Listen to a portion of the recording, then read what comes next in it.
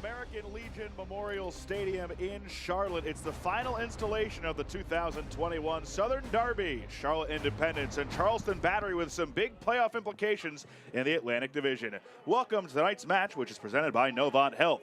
Tonight we salute those that have courageously fought breast cancer as the Jacks wear special kits tonight. These kits will be auctioned off and the proceeds donated to join the fight against breast cancer.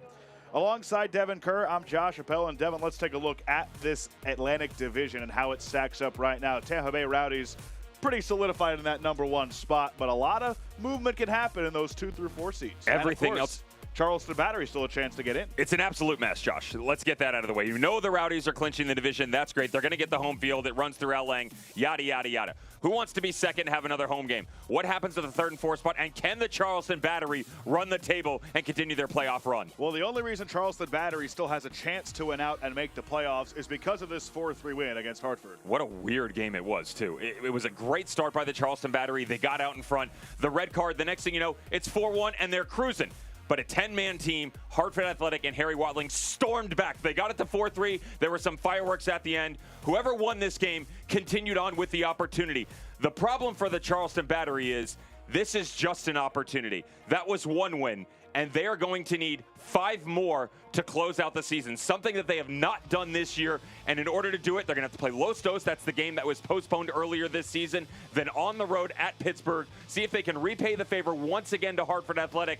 And 10:30, if things play out, this could get real interesting on October 30th for Miami FC in tiebreakers. You know, Halloween's the 31st. We might have some spookiness on the 30th if it gets to that point, that Miami FC game to close out the year for Charleston Battery. Well, on the other side, Charlotte Independence, they're cruising this year. A fantastic record at home. They're in second, or rather 3rd place, a chance to get that 2nd seed in the Atlantic.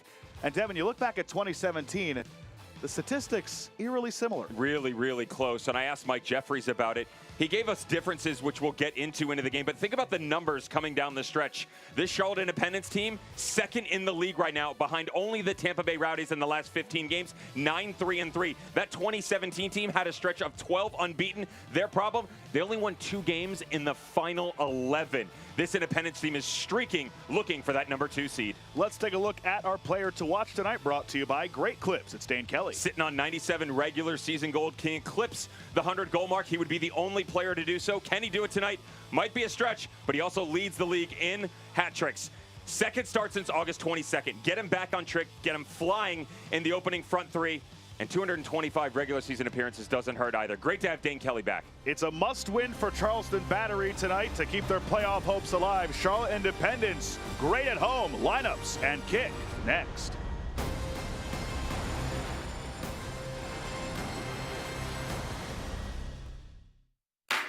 Pain can't wait.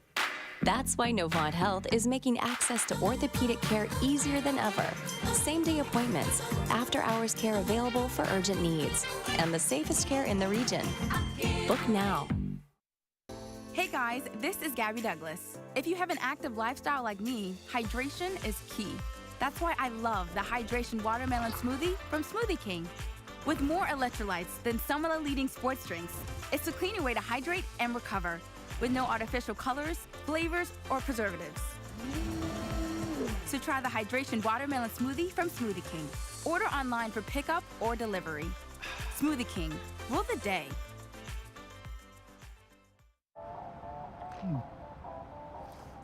Fun fact, you know Mountain Dew and spicy chicken is the perfect combo? Does it look like I don't know that? Okay. Didn't mean to ruffle your feathers. You know, we both did the employee training, Gary. Okay, don't jump down my beak.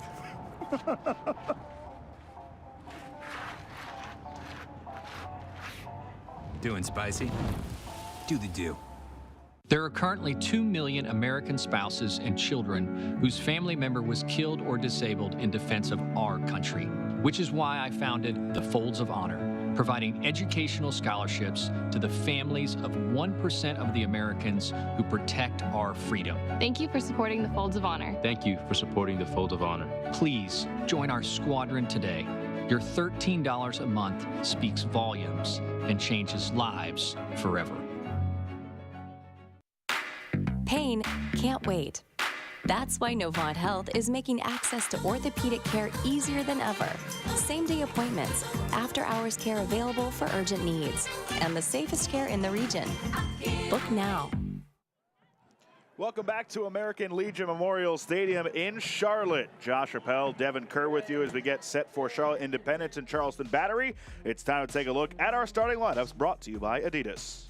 Gabriel Orbaton takes the seat. Dane Kelly, the great Dane, into the lineup, moves in at the number 9 spot in the middle. Irvin Parr will slide over to support that front 3 next to Sylvain Marveau.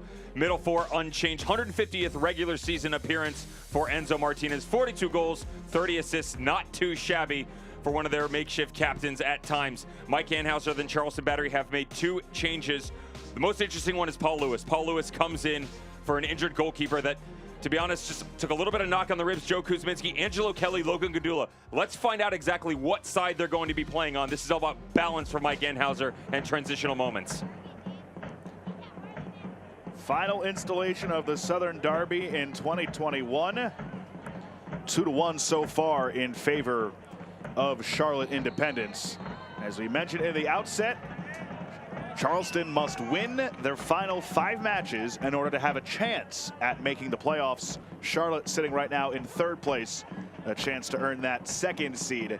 As we all know, as good as they've been at home, really the top teams in the league in USL Championship this year have been excellent at home. So getting that early home game in the playoffs so important. So both teams playing for a ton tonight outside of just the rivalry. Charleston coming off their first win since mid-August, a 4-3 win over Hartford Athletic to keep those playoff hopes alive. Michael Anhauser, we talked to him yesterday, and you know, I found his answer very interesting about his team having to compartmentalize and focus on winning a game on the road, even though they know they have to win the rest of their matches. Well, it's kind of funny though, because here's a turnover. Foul given. You can look at one side of that, right? There's so much work to be done, and that can overwhelm you, Josh. The other side of that is you have so much to do. Why worry about all of it? Let's just worry about what you can control, because, okay, you have to win the next 5 games. Some other things have to happen too, but don't worry about this win and this loss, that draw, who's got to do this away, who this person plays tonight. Just go out in the next 90 minutes, home or away. Get a result and then worry about the next one. Into the box it comes, and Charleston survives that. And they're not just running into any Charlotte Independence team that's, you know, just strong at home over the course of the year. Their form as of late has been stellar. It's incredible, and everybody talks about the Tampa Bay Rowdies and what they've been able to do over that beautiful winning and shutout streak. That was to the tune over the last 15 games, 11-2-2 and 35 points. That is what everybody is chasing right now. That's the standard setter of the USL Championship. Charlotte Independence, they're 1 game off. 10-2-3, 33 points. Just 2 points behind. You're literally saying a draw to a win, and we're having a totally different conversation right now about who the best is. But there's still tons of work to be done, Josh. They want that number 2 seed. They want the opportunity to play a home game here and showcase it to their fans. Enzo Martinez, after Paul Lewis, who's getting the start between the pipes for Charleston, had a little bit of an adventure. Martinez. What's that, Mike? Marveau. Back for Martinez.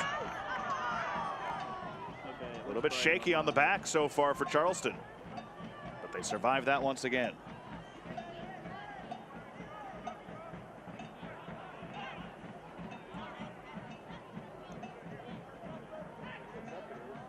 Kelly, nice flick forward. That was Martinez trying to go 1v1. Let's take a look at tonight's injury report, brought to you by Novant Health. Good news for Charlotte Independence. No injuries, really. A couple of guys that are still making their way back into that full 90 conversation. Of course, Rittmeyer and Sachero out for the entire season for the Charleston Battery. AJ Patterson, one of the most recent. I mentioned Joe Kuzminski, unavailable for selection this evening as well. That's why Paul Lewis is in goal.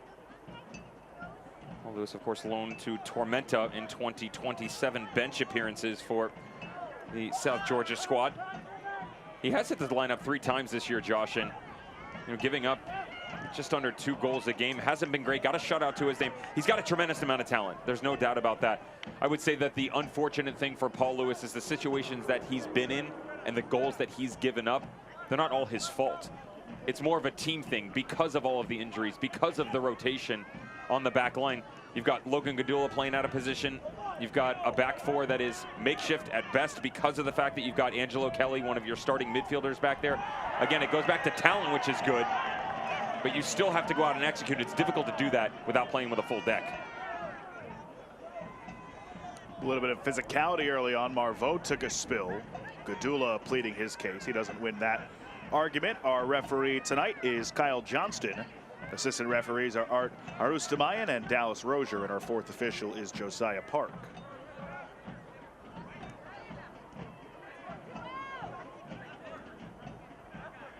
Just underway at American Legion Memorial Stadium. This is actually the first time that Charleston has been to this stadium since renovations were completed. And I'll tell you what, Devin, this place looks great.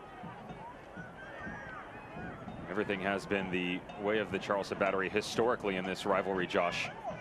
What's it going to look like when you step into a new venue? 10-4-6 all-time. Mike Anhauser with the lead. On the goal line, this will go as our first corner of the night for Charlotte. He was pretty excited talking to him about coming back here, right? He made reference to coming and playing here as a player in the mid to late 90s. Of course, that was with the Charleston Battery. The manager has seen such growth, not just within this organization, but the sport itself. 3 decades with the Charleston Battery. In swinger. Kept alive by Hugh Roberts, playing in his 200th career regular season game in USL Championship. Bronico. Now Martinez sends one in. Back post, and Lewis got a piece of it as Roberts was making the run. Another corner kick. Tonight's corner kicks brought to you by Chick-fil-A. Secondary effort, whip back through here. Love the run by Hugh Roberts. You were just talking about him on the back post. Hand up the entire time. It's infectious when he starts to get moving forward. You look around at your center back thinking he's out of place. Absolutely not. They're trying to find a target man in Hugh Roberts. 6'4 plus in those situations. Such a tremendous amount of height within this squad. So we saw Enzo Martinez take the first 2. Armin will take this one. Roberts back post battling Kelly. Ooh, dangerous. But he's able to fall on it and thwart the opportunity with Riasco standing right in front of it.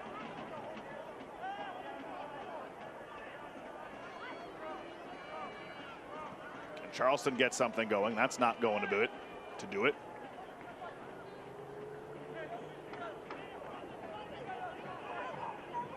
Austin Pat getting the starting goal tonight for Charlotte. 2 capable keepers for Mike Jeffries and Charlotte Independence. He's going to have a problem here real quick, and that is something that we haven't addressed yet, understandably, because Austin Pat, in the 8th minute. He's been so good, but I just meant in the sense that Brandon Miller, for the first time in a long time, is available for selection. Yeah. Now, you never want to have to go to your bench for a goalkeeper, but the fact that Mike Jeffries now has Brandon Miller back in his sights, it's a topic of discussion when asked about it. Said on this great run that you guys are on, shutouts, goals, wins, all important things. How can you make a goalkeeper change going back to his preferred #1 at the beginning of the season when Austin Pack, not only has he done well, he probably isn't talked about enough, and very coyly just said, you know, it's a good problem to have. Sort of escaped that answer a little bit, didn't he? Of, okay, let's see what happens in the future before I commit to any answers. Joel Johnson with a touch for the first time. Brandon Miller last year was one of the better keepers in the league. Yeah. I mean, this is a guy who has a great pedigree, and yet here we are down the stretch of the season. They're getting ready for a playoff push. They're trying to get better seating, and it's Miller who's on the bench taking the back seat to Pat. Last year was the resurgence in his career. Of course, part of the 2015 championship Rochester Rhinos, then coached by Bob Lilly, and the shutout record that you would think no one's ever going to touch. 17 shutouts in a single season for a team. That's just rude. Yeah, just be nice. Concede 1 every once in a while, right? You know? And incredible.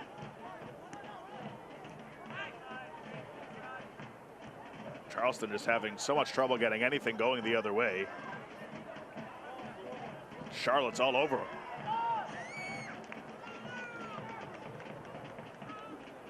Anything you notice here in the first, 9 minutes or so that Charleston could do a bit better, try and get something going out of their own end? Because so far, Charlotte's been, like I said, all over. I'm not surprised because of the tempo. That was one of the keys to the game presented by Gatorade.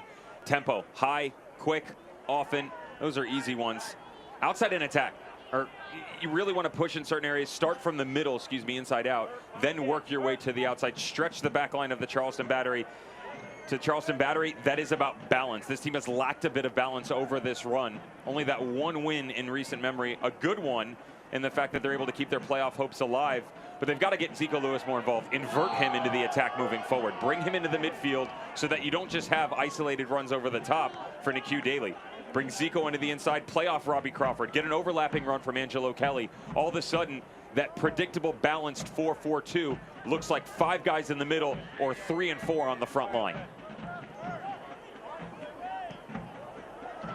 Long ball ahead, but Joel Johnson was either going to be offside or just too far out of his reach, and Lewis able to play it.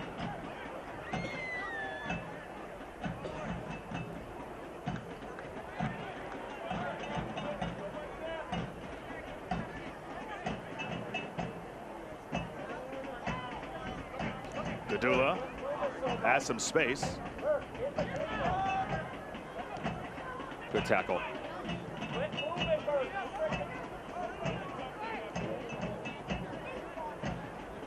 Josh, watch the rotation too for this front three.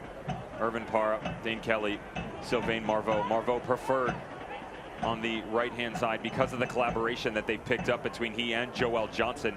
But when you bring him to the left, it's not going to be an issue for Irvin Parra. We know Dane Kelly's going to be the focal point in the inside. I want to see what goes on with Sylvain Marveau. What does that look like when Jake Arman starts to swing around him? And when Sylvain Marveau cuts to the inside, do they still have a presence on the left? Because of that 1-2 punch on the right, does it now translate to an alternate side in a quick little shift? These two coaches and staffs have a ton of respect for each other. The two Mikes, Anheuser and Jeffries, go way back. Those two guys have seen a lot, been around a long time. And if you're a fan of this game, probably two that you love to just sit down and have a nice adult beverage with. You can kind of hear it when I get on the calls. You and I, we love working together, and you don't get to talk to Mike Jeffries as often as I do, and I don't mean that in a negative manner, but you jumped on and kind of just, you hear me geek out, right? It's a guy who's been around American soccer at every single level for such a long period of time. Mike Jeffries, part of the longest college game in history in the 80s in a national championship game, 8 overtimes. It's one of my most fun stories to talk about because he said refs just kind of made up things as he went along. Marveau trying to track it down. He does. Marveau left foot. Oh, goodness.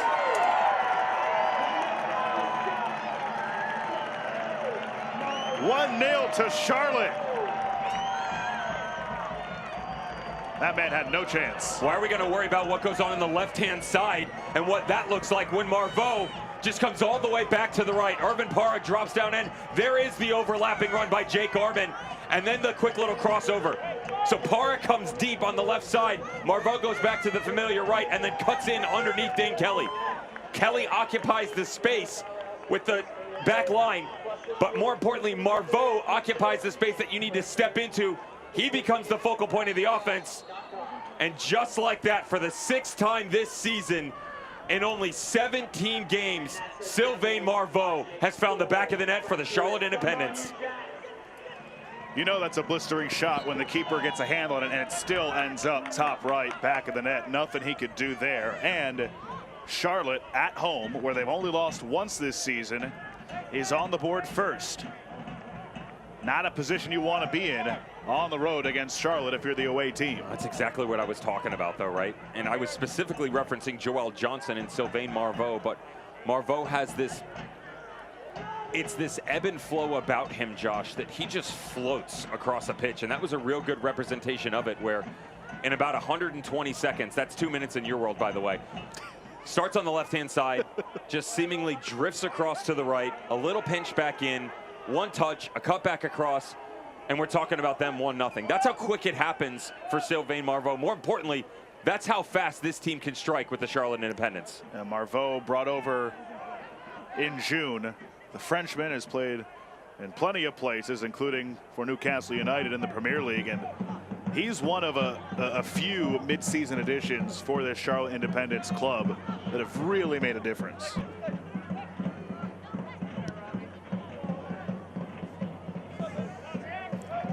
For the remaining October home games, if you bring a coat or jacket to donate to those in need, you or a guest of yours will enjoy free entry to the game. So join us in the Summit Coffee Kick the Cold Coat Drive at our next game on October 27th. First kick is at 5:30 p.m. So Devin, how, you know, there are two ways you can look at this when you bring in a handful of guys in the middle of a season and you still play well. Obviously, it takes time for guys to gel. So what do you make of the fact that these guys have come in here and, like I said, made a huge impact on this club? The initial school of thought is this: the talent. Right. They're next level. That's what it comes down to. You've got guys like Marveau. You've got the seasoned veteran to combine with, and Dane Kelly, and I got to throw Irvin Parra in there as well. And then Christian Fuchs on the back line, right? That's the most important thing. Gabriel Oberton, you're talking about talent that supersedes anything in the championship, anything in the United States, and we're going global here, that have seen the highest level of world football. Christian Fuchs, a Premier League champion with Leicester City. So that's the easy point that you can point a finger at, right? Okay, great. It's about talent. It's also about a coach's ability, in Mike Jeffries, to blend all of that together. Because it's one thing to take a bunch of talented guys, throw them on a field of play and say, go have some fun. It's another to string together result after result and challenge with some of the best in the USL Championship. That's a managerial experience. That's personalities. Bringing all of that together is the most difficult thing. So you need the talent, you need the form, I agree with all that, but you have to have a guiding light. And that's the manager. That's Mike Jeffries on the sideline. He should be under consideration for Coach of the Year, you would think. But we were talking before we went on the air, Devin, this team has kind of been under the radar this season. I would say that people are starting to talk about it now, right? Especially because of some of the statistics that are coming out. We mentioned the record and how they're only one game behind. Marveau, the goal scorer in the 13th minute. Get to that in just a moment, Devin. Dane Kelly throwing for Charlotte. For them, it's also about the other teams around them, what they've been doing. You have teams like Pittsburgh Riverhounds who experience some midseason woes. Would say that Miami FC got to a point where they went on a nice win streak and then they started drawing a lot of games. And it's great that you're not giving up points to losses, but sometimes draws can hurt just as much as a loss. You could make that argument for El Paso Locomotive right now. El Paso Locomotive, I tweeted out a thing earlier, the top 4 teams in terms of record and form in the USL Championship. Right now, in order, Rowdies, Charlotte Independents, Phoenix Rising, Birmingham Legion. El Paso Locomotive don't fall into one of those top 4 spots because they got 6 draws. Only 1 loss, but the 6 draws hurt them. See how many points you're leaving on the table there. Bingo. You get 12, by the way. Quick math. Matt, yeah. listen, I can add good sometimes. Not well, good. Of course. I mean, look, I will be the one to always say this. Math is hard, and I am certainly paid to talk, not to do math. So glad that you were on that. And even sometimes talking is difficult. There you go. So can Charleston battle back on the road, find the equalizer in a must-win scenario for them? 5 matches to go, including this one. They must win out. Can't afford a draw. Obviously can't afford a loss. Charlotte within striking distance of that 2nd seed in the Atlantic, which would guarantee them a home match in the first round.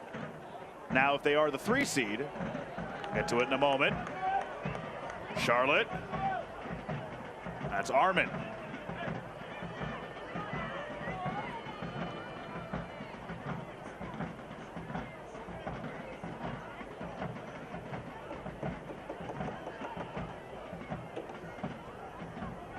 Armin for Marveau, the goal scorer. Leaves it for Parra. Martinez! Lewis up to the task.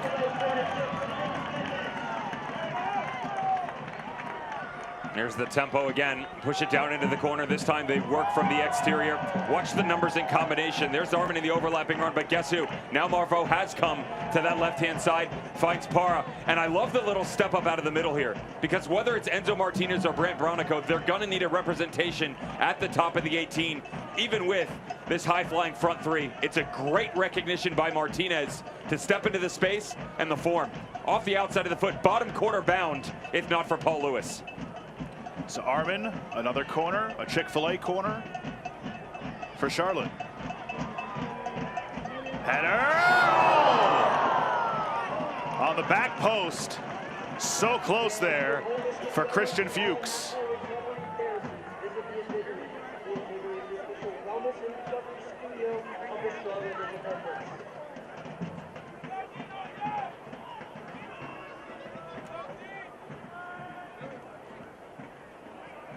Roberts heads that forward. This is on boys on the back line like Jaron Van Schaik and Leland Archer to get this back on track right now. They're absorbing a ton of pressure. They've got to find an outlet. I mentioned Zico Lewis. That's not going to do it. On the right side, no. And the little pinch in. They've got to find a way, though, to start putting the ball in the deck and playing a little bit. Marveau. Joel Johnson has to chase it down.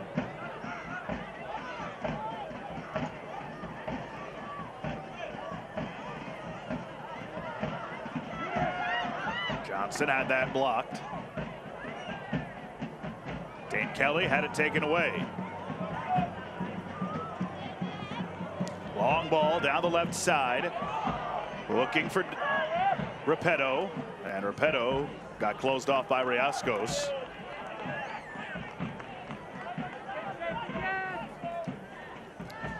If you're traveling to Charlotte to see an Independence game, make sure you stay at Hyatt Place downtown. The Hyatt Place is just blocks from the games and surrounded by endless dining options. Hyatt Place downtown, the official hotel of the Charlotte Independence.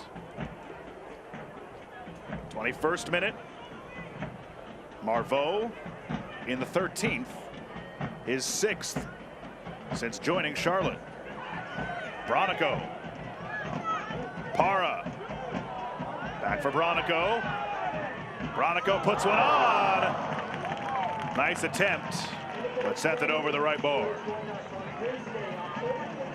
It's really difficult, Josh, as a defender when there are so many bodies being thrown at you. It's even worse when it's in unpredictable situations and different personnel. We've seen Marveau on the left, and right now Irvin Para down deep, Irvin Para up high. We just saw Enzo Martinez stepping at the top of the box, and all of a sudden here comes a run from Brant Bronico. On the back four right now, Gadula, Van Schaik, Archer, and Kelly. It needs to be a long conversation about these attacks. They got to talk to the personnel in front of them saying, Robbie, Bert Failing, you guys got to come deeper. You got to break down the outlet passes coming through the middle. Keep the ball on the outside. If they get into a numbers game down in the corner, that's a whole nother argument, but do not let them come down through the spine.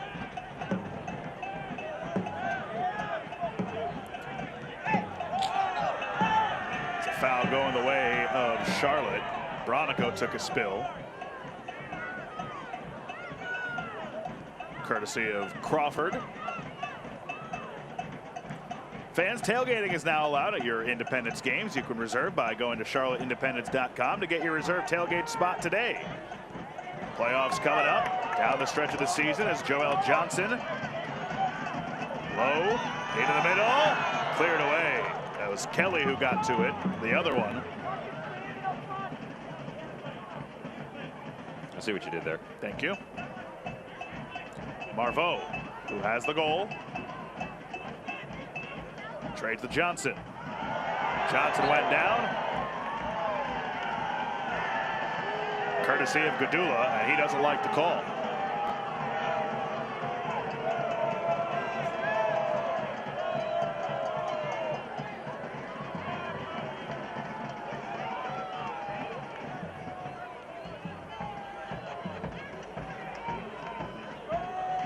And a referee tonight, Kyle Johnston. So this basically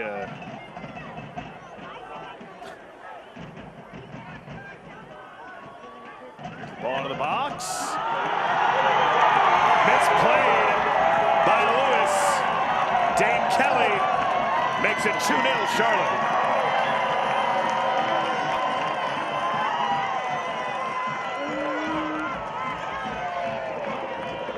Dane Kelly won't get many easier than that. No, and this is a makeshift corner starting on this right-hand flank. The foul by Logan Gadula gives it up. Some frustration.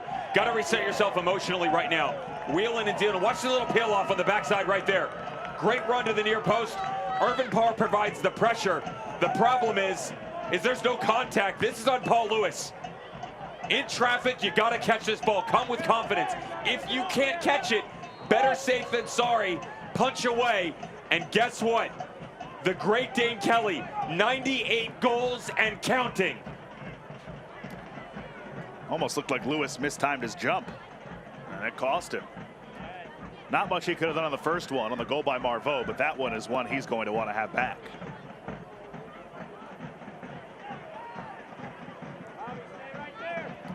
So about 12 minutes apart, Marveau and now Dane Kelly. 98th goal, too shy of the century mark. I told you, there was a chance coming in. I told you. There are few things in life that are more certain than the great Dane Kelly scoring goals. It's death, it's taxes, and it's the great Dane. Just put them in order. That's what it is. No arguments.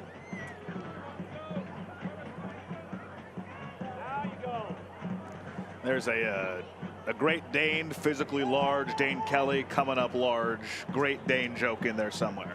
Maybe if I was a good broadcaster, we'd get to it. One day. Let's see if Charleston can fight and claw their way back into this one. But it looks bleak for them at the moment. Just 25.5 minutes in. They trail 2-0 on the road.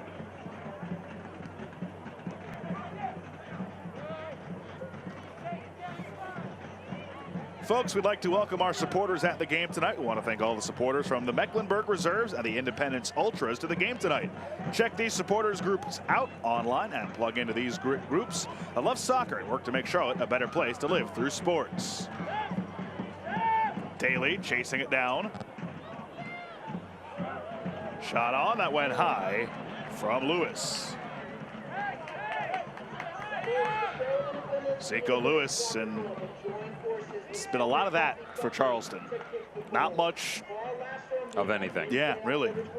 And you know what? I was just thinking about it. I'm like, okay, 27th minute, just over the halfway point for the first half, right? And you're kind of looking around going, all right, what do you need to change? Unfortunately, you kind of need to change everything. There's no pressure relief off the back line. They don't have any sort of access point up top to play off of if they went direct. The midfield's chasing a lot right now. And to boot, the Charlotte Independents are clicking on every cylinder. Everything is firing in the right direction. Enzo is probably pleading. Not sure what he's pleading for, actually. There's a player for Charleston writhing in pain. Just loses footing. Watch the little slip right here. Irvin Parr coming through. So they give the yellow card to Parra.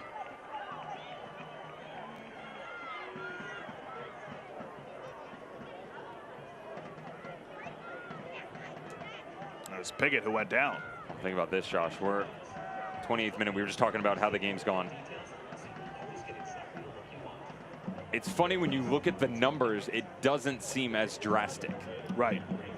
This is one of those eye test things, right? Like if you're just sitting at home jumping through and checking all the stats for everybody, like, okay, the game's not so bad. It's 2-0. What could have gone on? Well, first off, the Independents have 6 shots, 3 of which have already hit the target. 2 are in the back of the net, the most important number up there on the scoreboard. Charleston Battery haven't registered a single shot. And have really not even close. Yeah, that last one by Lewis was their best chance. Everything else looks really close. You look at total number of passes, they're only 4 off compared to the Independents. Passing accuracy, really good. The possession battle is currently at 52-48. So it's not that far off. Stats can be very deceiving, and this is one of those situations where they are just being so impactful, the Charlotte Independents, moving back to front, side to side. And everything that the Charleston Battery touch right now, it's not turning to gold. This is going the exact opposite direction. They're playing with coal. Remember, this is a team in Charlotte at home this year, 10-1-3. They've won 7 of their last 8. And at the beginning of that stretch, had 4 straight clean sheets. This team is honestly one that people should start, not that they're not, but they should start be paying more attention to as we head into the playoffs. I mean, you talked about it earlier, that the stretch of games they've had. Second best team in the league over that stretch. Well, think about defensively. That's the biggest difference between the 2017 team that Mike Jeffries coached of the Charlotte Independents and this 2021 team. They're currently sitting on 11 shutouts. The only team better than them in the championship is the Tampa Bay Rowdies, and the company that they're keeping, tied with El Paso Locomotive. Everybody talks about their defensive line and how good they are in transition defensively. Phoenix Rising right in there, Orange County. I mean, you're referencing some of the best defensive squads in the league. And oh, by the way, they can bag some goals. 48 to their name so far. There was only 6 shutouts the entire season in 2017. That was actually one of the issues they dealt with down the stretch. They were so good at the beginning of June to the beginning of August. From June 10th till August 9th, Josh, 12 games unbeaten, 8 wins in that span. But from then on, they went 2-7-2, and that then included another loss in the opening round of the 2017 USL Championship playoffs to the Rochester Rhinos. Stefan DeFreger in 115th, 120th minute in overtime. Kelly, a chance again. Does he have number 2? Not yet. I wonder how much that 2017 season is in the back of the minds of a guy like Coach Jeffries. Just, I know there's a lot of player and roster turnover since then, but there are still a few guys who are left over from that 2017 team. I wonder how much that's in the back of those guys' minds. At this point in time, not yet. Because of how well they're playing. It is something, because I've been in this situation, it is something as a player, that seed of doubt truly only grows with circumstance that causes emotional disruption. So if you get into a playoff match, you guys can't find the goal. They went almost 6 games without hitting the back of the net. Look at this. Para started out nice, and he goes down in pain, holding that right knee. Non-contact, so you hope he's okay. There's a little follow through the arm of Angelo Kelly on the back end of it, and some people at home might take a look and say, how does this really cause that much pain? In slow-mo, it seems like nothing. Real time, it hurts, I promise you. That's still bone on bone. It's not a lot. Sometimes the littlest ones hurt the most. Don't you feel like that would hurt the guy getting kicked more than the guy who's doing the kicking? That's the funny bone, you know? He has a laugh, and Parr's squinting to the sideline.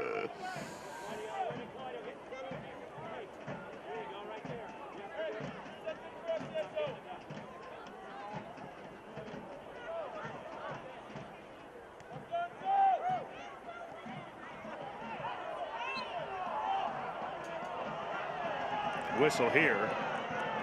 Crowd doesn't like it. Gadula's been in the middle of all of it so far. Dane Kelly with the second goal. 2 shy of 100 in his career. Got a couple of milestones tonight.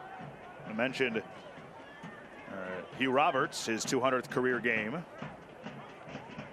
And if Kelly can find the net 2 more times, it'll be numbers 99 and 100 in his career. You'd expect that he gets to that milestone, if not tonight, before the end of the season. What a journey it has been for both of those players. You start with someone like Dane Kelly, 98th goal overall, 225 regular season appearances. I mentioned it was only his 2nd start since August 22nd, trying to come back from injury. Hugh Roberts on the back line. His journey, it's got a lot of similarities. Richmond Kickers starting in 2014. Of course, part of the Philadelphia Union organization, representing the artist formerly known as Bethlehem Steel in 2017. Went to Bob Lilly in his inaugural season in 2018. And he's moved with the Charlotte Independents for the past 3 seasons. Not a lot of goals, not a lot of glory to the name. Part of the Black Players Alliance within the USL Championship, doing some great things for equal rights amongst his fellow players. Outside of the league as well, great representation and a fantastic person, but the calmness in his performances that he brings on the back line. We reference Christian Fuchs. I'm not saying this wouldn't be possible without Hugh Roberts. I'm saying it's a lot simpler with him. Let me ask you, you mentioned... Absolutely. Thank you. Go ahead. Thank you. Hugh Roberts, Christian Fuchs, Riascos, that back three. How does this back line compare to others around the league? That's a really good question. Thank you. There are a lot of differences, but I would still put them up there with the top. The easy look, especially because of formation, is the Tampa Bay Rowdies. And you look at Jordan Scarlett, Aaron Guillen, and Forrest Lasso. Similar style in the back three. The difference in that situation is most of the distribution actually comes from Forrest Lasso, the center back. Hugh Roberts is more of a facilitator for the rest of the team. He's going to look to the outside. He'll pinch more left, trying to find Christian Fuchs and his wondrous left foot to ping the balls forward. I actually think that they're better in transition defensively. The Tampa Bay Rowdies are so great as one big unit. They struggle a little bit in one-on-one situations. These guys do not. I like them in their one-on-ones. Speaking of one-on-ones, here's Piggott, and that's just defended so well. So, who do you think is built best? Like, who are the teams you're looking at here? I know we looked at that stretch over the last 15 games. Charlotte's been the second best team in the league. We're talking about them a lot because we have their game tonight. Of course. But of those, that group of teams that really has a shot to get to that USL Championship final and win it, who do you like to get there? Who do you like best? Is Charlotte one of those teams that you think can make that run? I do think Charlotte can make that run. Seeding doesn't concern me as much for the Independents because of how good they've been over this stretch of the last 15 games. That 9-3-3 record we've talked about, their style has translated both home and away. So I'm less concerned with them getting the #2 seed.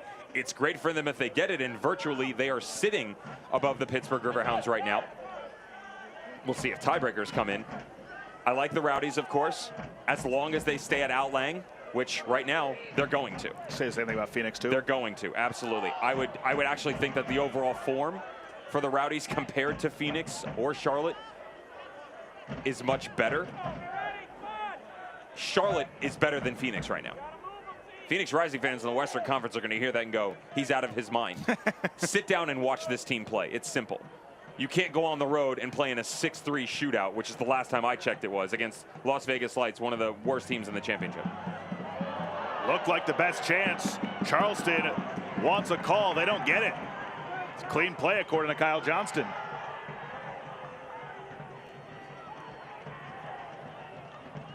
It's a great ball from Kelly to get it there for Piggott. Excuse me, for Daly. We'll take a look when we can. Joel Johnson for Charlotte. 37th minute. Goals in the 13th by Marveau and in the 24th by Kelly.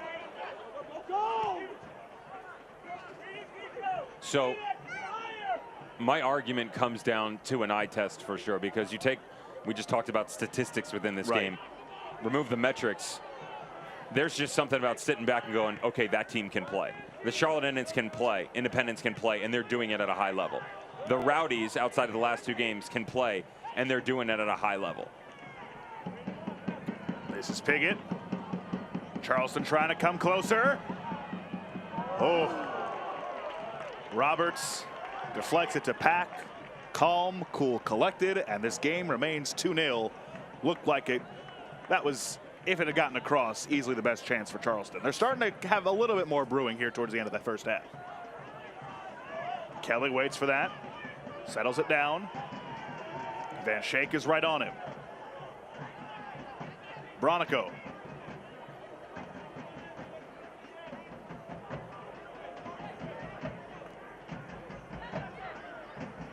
Marveau. Back for Johnson.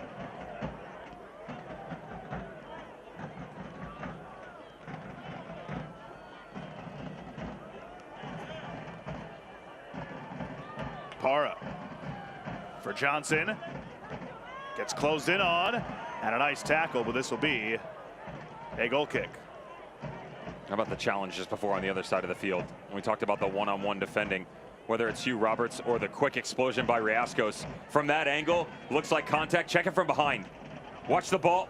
You're welcome. Woo. What a tackle this is on the slide over by the Colombian. That's championship defending right there.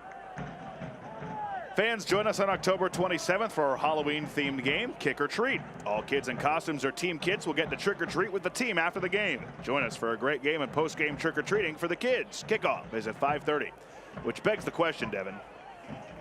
back in your trick-or-treating days, So yesterday. you were happiest with what getting put into your little pumpkin that you definitely carried around? Or were you a pumpkin or pillow sack guy? I was a trash bag.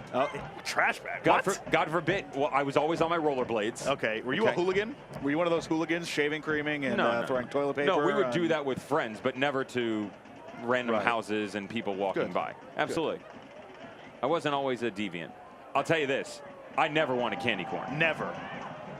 That's not a real candy, right? It's really not. For the record, everybody at home, our producer is screaming in our ears obscenities. Can't say what you said. Can't say what you're saying. Let's just say that she's saying how good candy corn is. We politely disagree. Oh, goodness. I was a garbage bag guy. If something went wrong, I didn't want my pillow sack or my candy getting all messed up. So that's an easy removal. Dump it out, get a new bag, throw all the good stuff back in. Fair enough. Big Snickers fan. I'm a Reese's guy. I'm a big Reese's fan too. There has been a change in the milk chocolate ingredients. Has there been? Over the past couple of years. So I'm starting to lean away from American chocolate. We'll get to that in a moment. Here's Lewis. Sending it towards the back post. Roberts is there to head it out, but a Chick-fil-A corner is coming for Charleston. Also, it's got to be the big, normal-sized Reese's Cups. The minis are okay, but we prefer the regular-size Reese's Cups. Yeah, I'm with you. Anyways. That we can agree upon. We've still got 2 weeks before we can worry about our candy and all that. Here's a corner, trying to get something in behind Austin Pack before the end of the half. Takes some momentum going into the break. Roberts, right there, heads it away. Settled down by Falling. Falling sends it right back into the direction of Kelly. That's Kelly on Kelly right there, looked like. Aquafina is the official water of the Charlotte Independence. When the game heats up, cool down with Aquafina.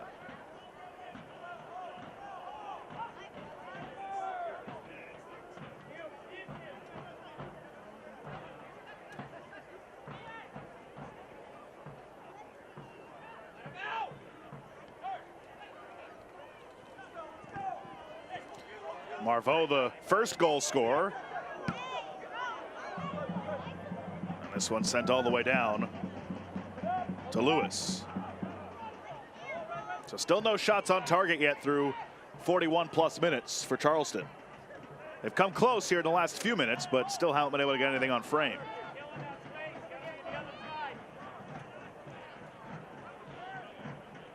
This is better, though. Notice the response the past couple of minutes. What are they doing? They're finding that outlet that we referenced, Nicu Daly and Claudio Repetto. They're able to bypass the midfield of the Charlotte Independence, push them off kilter, and once you do that, Josh, all of a sudden, you start to look for your marks if you're Independence. I mentioned that seed of doubt when it comes playoff time. This is another way that it works, where you think you're cruising at 2-0. Johnson. Cleared away by Charleston. This is one of the most dangerous score lines in this beautiful game. It's easy to sit back and think a third one's coming, no problem, but all of a sudden, Charleston Battery get one, and then watch out. Next goal's most important. Not on the same page. He started the run early there.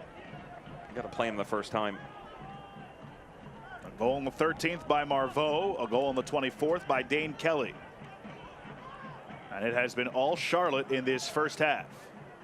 So by the way, just to finish off that one conversation about who I think could get this thing done, I'll take the Rowdies and the Independents, Louisville and Birmingham, El Paso, San Antonio, Phoenix. 7 out of the 16 right now. That's how wide open this is to me. That's what makes this league great. Ooh, big collision So there. much parity. Yeah. That's what you want, especially come playoff time. I think it's a testament to all the teams in the league that have put together such strong rosters to give themselves a chance. You know, and of course we have those brand names. Get one more look at that foul by Kelly on Para. Again, you have the brand names, but this year seems like there are a lot more in contention that can really make an impact in the postseason. Lewis able to come off and handle that one, unlike the second goal. They wind down in this first half.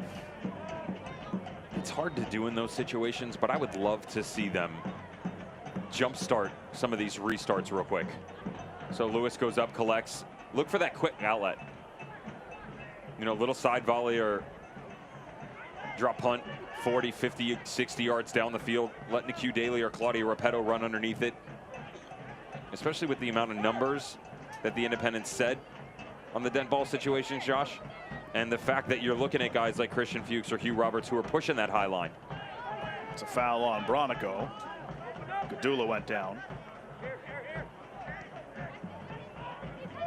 So are you noticing, Devin, anything that, you know, Charleston can do differently here, or is it just a matter of Charlotte's doing that good of a job here that there's just not much they can do even if they wanted to? There's less of a press from the Charlotte Independents. That's the most noticeable thing. The other part about that is the movement up top between Irvin Parr and Sylvain Marveau defensively. It doesn't have to be a full-out press to get the Battery off their mark, but they are applying less pressure. There's not as much movement. They're not tucking down as deep as they were in the opening 20-25 minutes. So it is easier, not easy, easier. It's more simplistic for the Battery to play through the middle. There's a nice little nudge. Bronico down in pain, holding that right ankle. In his first season with Charlotte, and a yellow card is given out to Piggott. This is, it looked like more of an arm on the back on the follow through here. Watch the right arm. That's what I saw in real time. And then there's that little follow through on the back right side, maybe making a mountain out of a molehill here. 1 minute of stoppage time as Piggott, as you see, gets booked. Charlotte still vying for that 2 seed in the Atlantic behind Tampa Bay. Charleston, if they're going to keep their playoff hopes alive, they will need a monumental comeback on the road against a team that has only lost once at home this season. Risky there by Charlotte, but they live to make it past.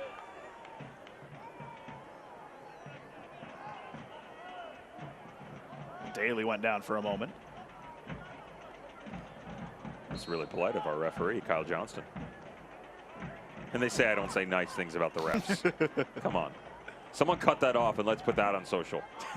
It's evidence. Into the box it comes. Last gasp before the half. Header.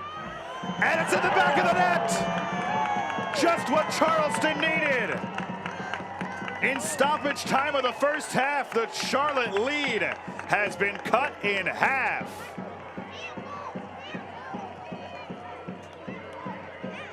There was a wrongdoing about 90 seconds prior as this ball started to make its way back out. The Charleston Battery gifted a set piece opportunity. Great little ball floated in. Look at Claudio Repetto go up and win this 50-50 ball. Back post played back across. And guess who? Romario Piggott. Well done to come back through and get stuck in. Piggott has battled so many injuries over the last couple of seasons. That's a huge goal right before the break. His 3rd of the year. And that brings us to halftime.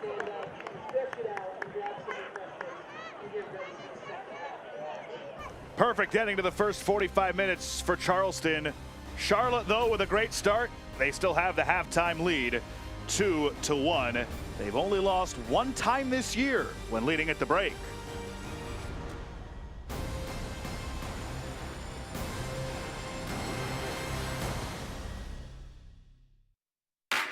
Pain can't wait.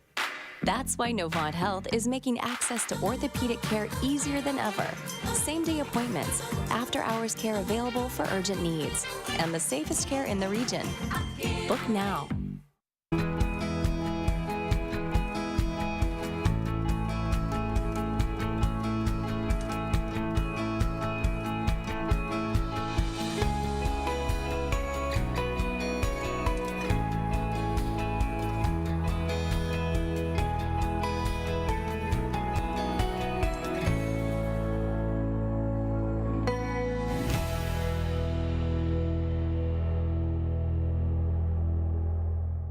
There are currently 2 million American spouses and children whose family member was killed or disabled in defense of our country, which is why I founded the Folds of Honor, providing educational scholarships to the families of 1% of the Americans who protect our freedom. Thank you for supporting the Folds of Honor. Thank you for supporting the Fold of Honor. Please join our squadron today. Your $13 a month speaks volumes and changes lives forever.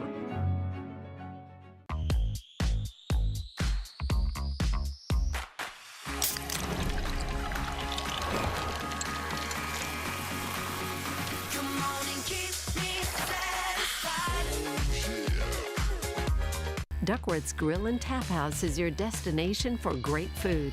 Duckworth's is open for dine-in, carry-out, or delivery. Make sure you complete your order with an ice-cold Pepsi. Duckworth's is locally owned and operated. Pepsi, that's what I like. Pain can't wait. That's why Novant Health is making access to orthopedic care easier than ever. Same-day appointments, after-hours care available for urgent needs, and the safest care in the region. Book now. Welcome back. Your halftime USL Championship festivities are brought to you by no one, because no one wants to sponsor the dish for some reason. Week 26 in the USL Championship starts us off at El Paso Locomotive and Colorado Springs Switchbacks FC. It's just a mouthful to say, but it's more of a mouthful to talk about what went on in this game. All the talk was about Haji Berry. Why? Because that's his 25th goal in the USL Championship season in 2021. Tied the USL Championship all-time record with Cameron Lancaster in 2018. The response, El Paso Locomotive. Ricardo Zacharias off the ball from Nick Ross. Set piece opportunities galore. Shocking, it ends up in the back of the net. Deshane Beckford. See, it's not just Barry, it's Beckford. And Bears beats Battlestars Galactica. 2-1 Colorado Springs. Let's go the other direction. Macca King. How does he do it? No, honestly, how does he do it? Because he's getting pulled down to the ground. He's getting whipped down to the ground. Puts his game down, flips it, reverse it. We're at 2-2. June 12th, September 15th, October 2nd. What's the difference with all those? There is no difference. They're all draws. Oh, wait, that's 3-2 El Paso Locomotive. Lucho. And then Lucho Soliniak to the youngster, Diego Luna, who can't drive, can barely vote, certainly can't drink alcohol, but he can score bangers. 4-2. El Paso Locomotive sits atop the mountain. I've heard that before. We've said it before. What about the Tampa Bay Rowdies? Little midweek stumble. What does it look like in the next time that they step up? It doesn't look good. Some kind of ball played through by Omar Sow. Luther Archimedes, 1-0. The reigning Eastern Conference champs are on the ropes. At Al Lang, oh my goodness, our pets' heads are falling off. The world's falling apart. And then Sebastian Dalgard. So you put him down in the channel, you play a great ball back across, and what a finish. The game winner by Juan Castillo. But it's the wrong net. That's called an own goal. That's called a draw. That's called 1 point for the first time this season. Rowdies draw at home. See ya.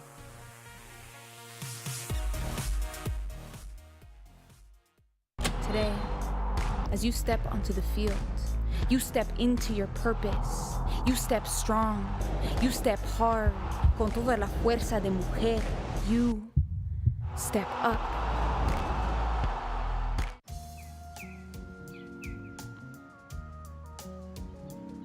Hey, y'all. Can we change up the chores? Sorry. It's up to the wheel, man. Oh, yeah?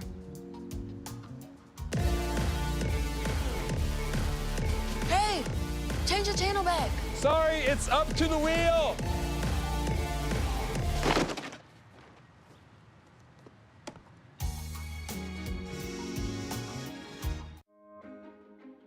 I am a first-generation student here at Bellevue University.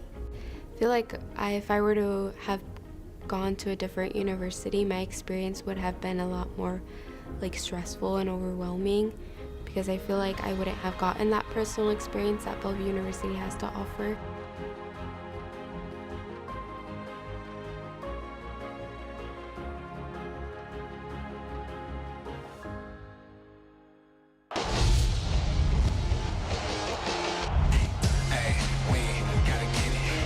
Around it comes Fox. Solik, the backheel in! What a goal! That's it. Luna is shot into the back goal. Kuramoto has won it for OKC Energy FC. Oh, that is a brilliant goal from the substitute. Today, as you step onto the field, you step into your purpose. You step strong. You step hard. Con toda la fuerza de mujer. You step up. Hey guys, this is Gabby Douglas. If you have an active lifestyle like me, hydration is key. That's why I love the Hydration Watermelon Smoothie from Smoothie King.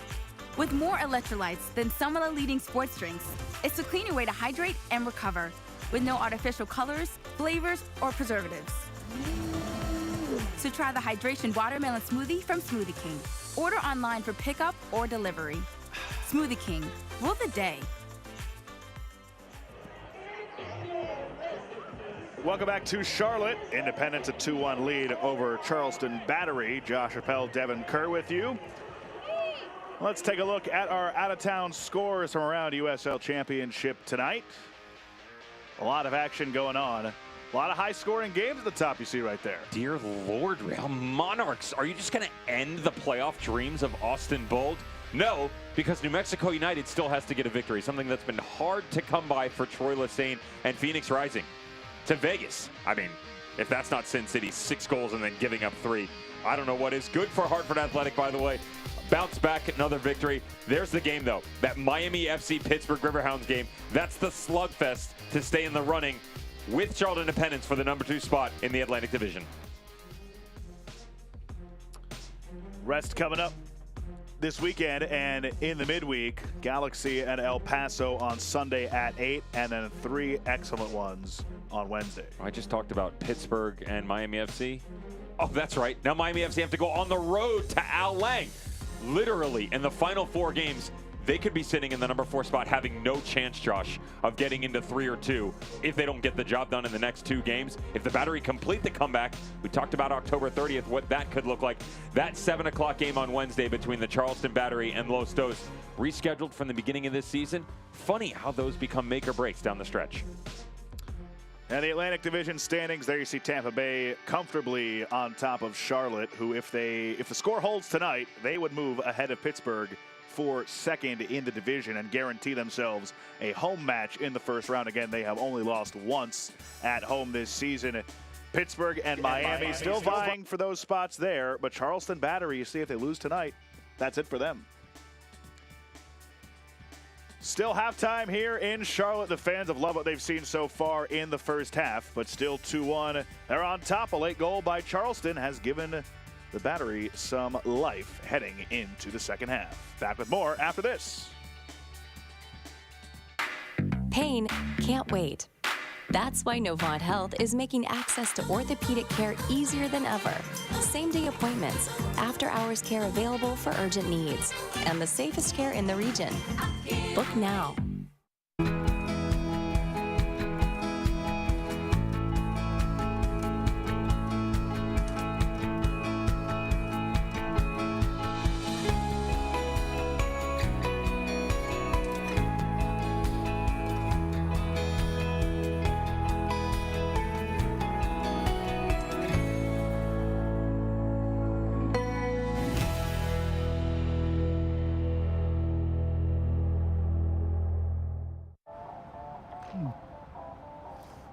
Fun fact, you know Mountain Dew and spicy chicken is the perfect combo?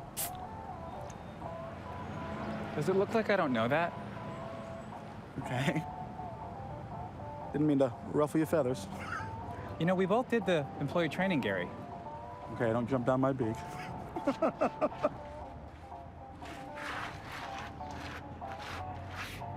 Doing spicy? Do the do. There are currently 2 million American spouses and children whose family member was killed or disabled in defense of our country, which is why I founded the Folds of Honor, providing educational scholarships to the families of 1% of the Americans who protect our freedom. Thank you for supporting the Folds of Honor. Thank you for supporting the Fold of Honor. Please join our squadron today. Your $13 a month speaks volumes and changes lives forever. Welcome back to Charlotte. 2-1. Charlotte Independence lead Charleston at the break. Friends, tonight's Folks of Honor veteran of the match is Ron Tucker. Thanks so much for your service, Ron, and hope you are enjoying the game. Time for our first half highlights. Couple of early goals in the first half, but Charleston able to battle back towards the end. Let's start with that first one. 2 goals in the opening 25 minutes. Let's go way back to the 12th minute in the first half. Sylvain Marveau started on the right, reverted to the left, came back to the right, and this is wrong for the Charleston Battery. What a first touch this is. The second one to set himself up. Third top corner. Paul Lewis can get a little touch, but it's not enough. Charlotte Independence flying 1-0. They continue up tempo, high pressure. Defensively had moved their back line up. Offensively, everybody got involved. The front three turned into 4, turned into 5, turned into 6, turned into Enzo Martinez and his 150th regular season appearance, bagging his 43rd goal. I'm no mathematician, but scoring a goal in 30% of your game sounds really good. Martinez again, little step over. Jake Arman with his left foot, mistake by Paul Lewis. Great Dane Kelly. 98 regular season goals. Josh, you said it on air. They're not going to come much easier than this. Blunder by the goalkeeper turns to fame for Dane Kelly. 2-0 Charlotte Independence, and they were cruising. This team was locked and loaded. Shots left and right. They could do no wrong until they did. Great ball onto the back post. Good 50-51 by Claudio Repetto. Goes up and wins his challenge. Romario Piggott, who had just committed a foul, atones for his sins. He grabs a goal on the night. Gets them back to within 1. There's life with the Charleston Battery yet. Well, if they're going to make the playoffs, it's going to have some electricity, some drama. Was that the start of it? Here, maybe ride that momentum into the second half. We talked about the eye test a lot in the first half. I think the stats now reflect what we saw, except towards that last minute where they scored. There's a similar issue plaguing Louisville City right now, where they go 30, 35, 40 minutes of just a tremendous showing of how good their skill sets are, and then they step off for a second. That's what went on for the Charlotte Independence. They dominated for 35 minutes of this first half. Started to let the Battery battle back in a little bit. They get a goal. Watch the opening 5 to 10 minutes of this second half. That's the game winner right there.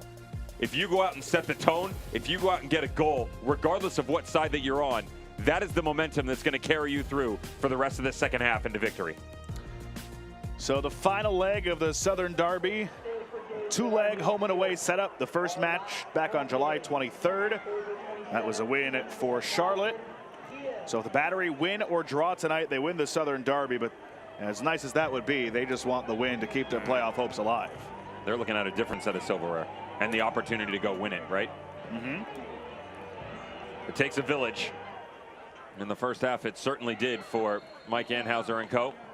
What's in store for the second 45? He hopes a promising finish, just like we saw at the end of the first. You know, when I walked into the building today, Devin, just a moment, maybe not. When I walked into the building this morning, I saw you with a special friend. You were donning some very nice gloves. I wasn't sure what was going on, and then I saw it. So I got to see an old friend, and it was great. The problem with seeing an old friend and getting the perks is there are still rules. And within those rules, it's white glove service. We hang out, we talk, we banter, we discuss tactics, and we go for long walks on the beach. This one was in the parking lot. The 2021 USL Championship trophy was in the building. I had to give it a hug, take it for a little walk. No leash needed this time. The trophy took me off of it. It was nice. I'm proud of you. Let me walk all by myself. It's progress. Great to see old friends.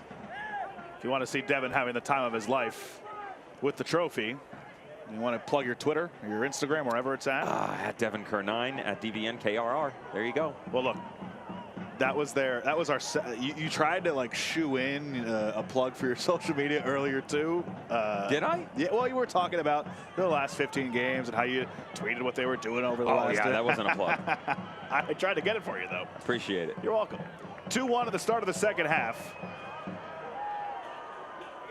Piggott scoring in stoppage time in the first half for Charleston after they fell behind 2-0 on the road. Remember, we said it right before the break. Charlotte Independence 10-1-1 when leading at the half.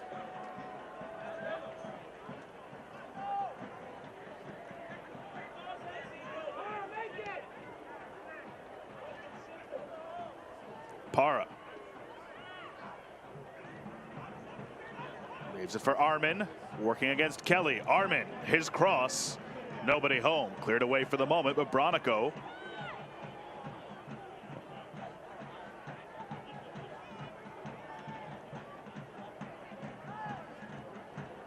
Kelly, who has a goal tonight.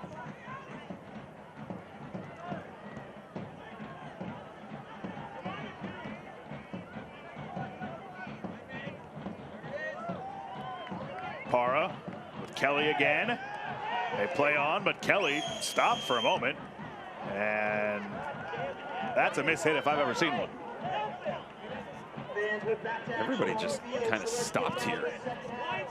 Everybody looking around. You can hear the shouts on the sideline to the fourth official having a conversation with the coaches. Coaches yelling about the linesman, thought it was an offside spot. And Irva Para sent that poor ball to the rideshare lot.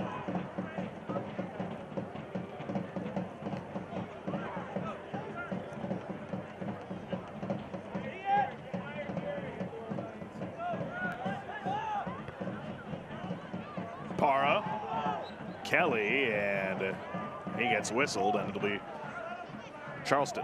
And Josh, I talked about the series in general, 10-4-6 in favor of the Charleston Battery. Look at the last 6 games, though.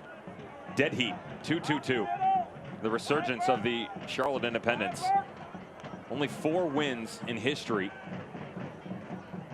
They'd only had 2 out of 20 games. Excuse me, 2 out of 18 prior to the last 2. It's kind of weird how that goes on here, right? You know, the Charleston Battery won the last one out, but the 2 prior for the Charlotte Independents. This goes back to the inception in 2015. It's been dominated. A one-sided affair for Mike Anhauser, even with that 2017 winning squad. A 2017 winning squad, mind you, in the Charlotte Independents that took down teams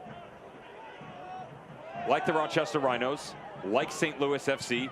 Richmond Kickers at that point in time were still relevant. Harrisburg City Islanders weren't bad. Red Bull 2 and the eventual champions Louisville City. That 12-game unbeaten run. And still, the Charleston Battery had their number. The rivalry games, they do something to you. It's incredible, right? No matter the sport, it doesn't matter. And no matter how good or bad you are, yep, it pumps you up to another level. See if that extra motivation can bring Charleston back tonight. In need of a win, and then 4 more, and then some help to make the playoffs. Although for Charlotte, if they end up without 3 points tonight, that'll certainly be a disappointment. We talked about 2-0 being such a dangerous lead and how that 3rd goal can change so much about how each team approaches the game. Charleston able to get that one right before the half, and it feels like a whole new game. What a ball. Long ball down, looking for Dane Kelly. He already has one tonight. The flag goes up. Not sure about that one.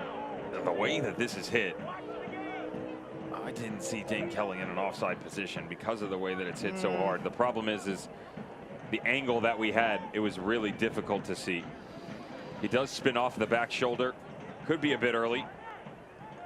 What a goal that would have been. Just underway in this second half. Goals by Marveau and Dane Kelly for Charlotte, and Piggott for Charleston. Watch the separation in the midfield right now. Robbie Crawford, Burke Failing. 30 yards in between the two. Little strike back across. This is where some of their best movements can come from. They separate out in the midfield. You get some of the strikers to drop down in. They overload on the inside. That'll be a test for the Independents. The problem is when it goes south, everything can go wrong real quick. Enzo Martinez. Nice defensive work.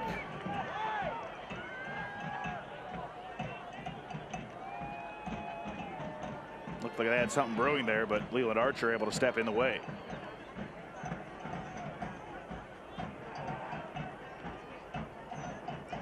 Kelly settles it down. Not sure what the idea was there.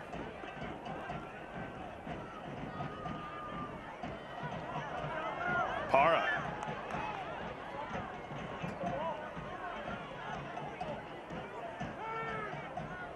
Bronico.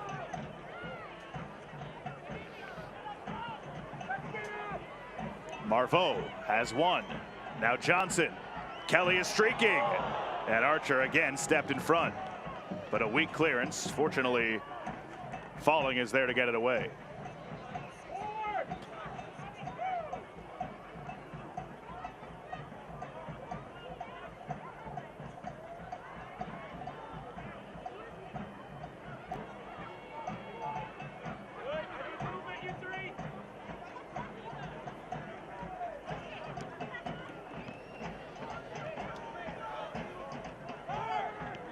Again, Charlotte turning it the other way. Para back into the middle and out of the reach of Kelly, and Falling takes possession.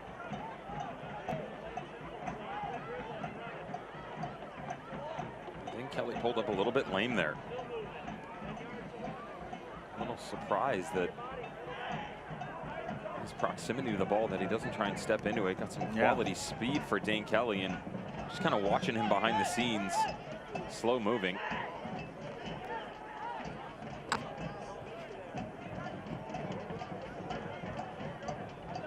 Penny for a thought from Mike Jeffries. Self-described candy connoisseur. He would have loved our conversation earlier. What was it you were offering him on the call? That were the Twinkies, or I don't know the actual name is the problem. Jake Arman furious with the defensive effort he just put in. I'm sort of with him on this. Provides weak side help. As this ball gets spun down into the right channel, watch Jake Arman and his reaction. Okay, we got it. Let's go close it down. Great stand up by Christian Fuchs. There's contact. There's not a bunch, but there's contact. Your face is indescribable, by the way. Nobody can see it. No. Unfortunately for them, I guess. Free kick. Sent in. Handled well by Charlotte. Martinez chasing it down in the corner. Zico Lewis was right there with him. Taken away, though. Another cross into the area. Roberts, Johnny on the spot. Kelly mishit it. And now it's finally cleared out of danger. So Charleston looked like they had a couple of chances there, but couldn't really fire anything on frame. Yeah, they're starting to move the ball around more impressively than we saw in the opening 45 minutes. But they still have to maintain that composure on the defensive front. They don't have to take chances right now. They have to be calculated in those efforts, Josh. So it's good rotation on the outside. The midfield starting to move a lot. We're really starting to see a lot of movement out of Nicu Daly and Claudio Repetto to come in and help back deeper. But it's these quick little outlets that are smartly being picked up by Irvin Para and Dane Kelly specifically. The good news is it's only those two or three. They're not getting the help, and the second wave's coming behind.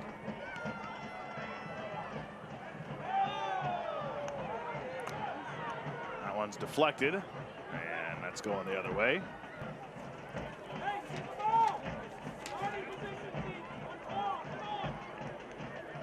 Gatorade is scientifically researched and game tested for athletes like your Jacks. When you need a hydration, choose the official isotonic sports drink of the Charlotte Independents.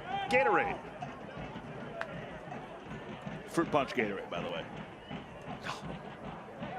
No? Para to Johnson on the far side. Can he track it down? Yes. Joel Johnson, the veteran, settling it down. Enzo Martinez. Now Arman.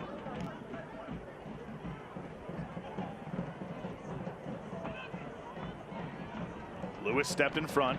Now Archer clears it away.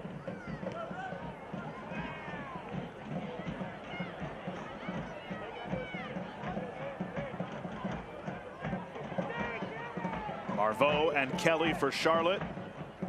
Piggott for Charleston. Johnson. Now Para has some room at the edge of the 18. And he lost it. That room closed quickly. Para again. Fuchs, who came close to scoring earlier. Now Arman. Arman tees it up. Right at Lewis.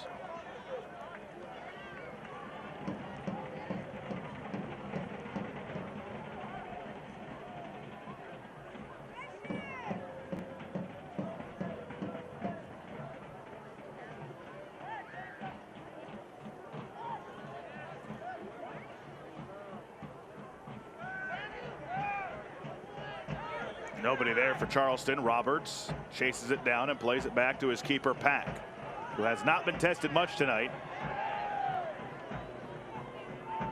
And a whistle going back that way towards Pack.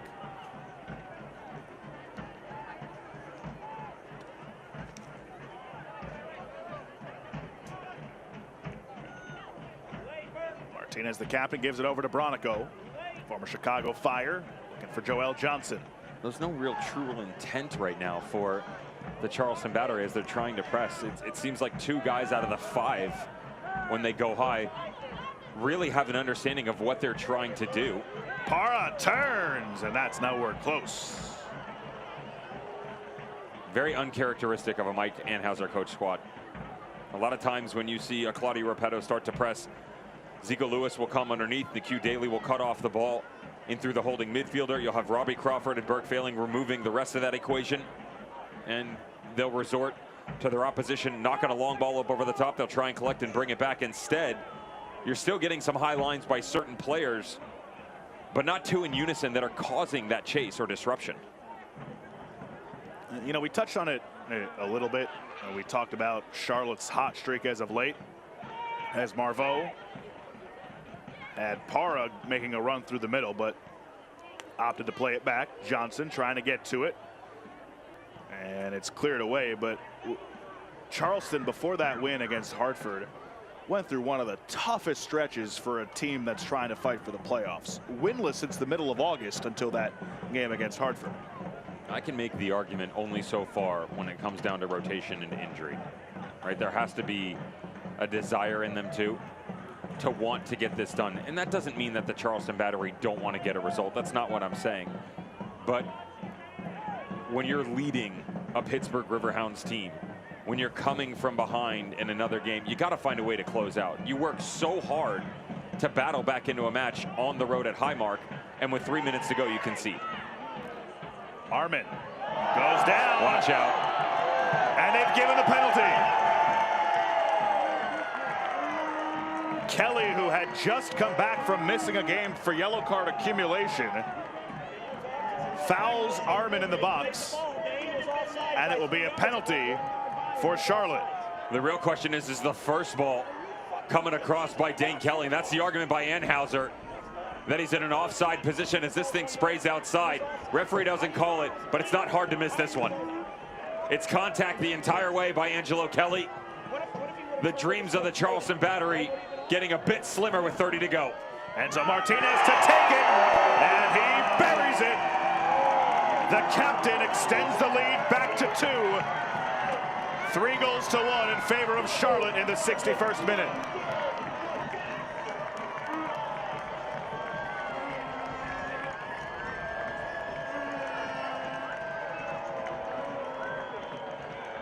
Been a long time coming for the Charlotte Independents and the glory that has followed them in this 2021 campaign.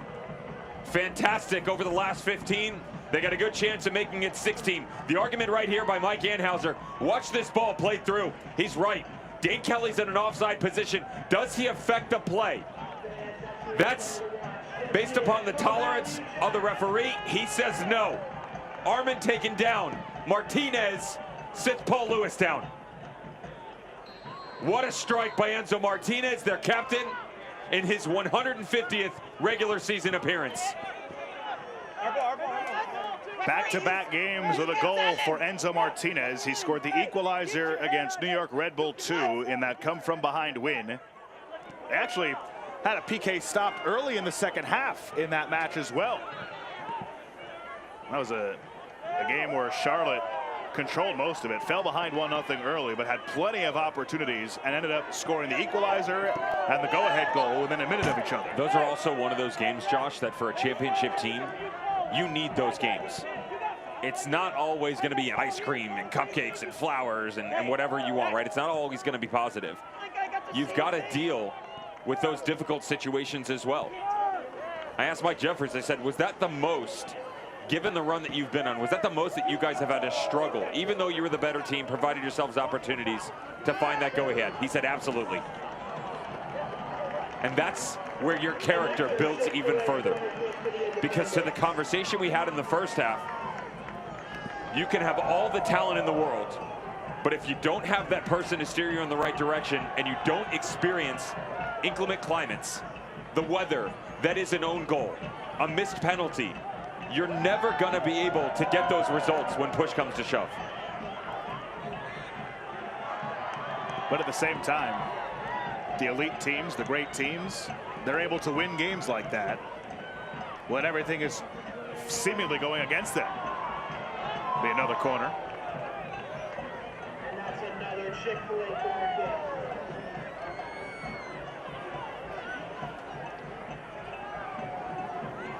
You can almost sense the frustration from Michael Enhauser on the bench.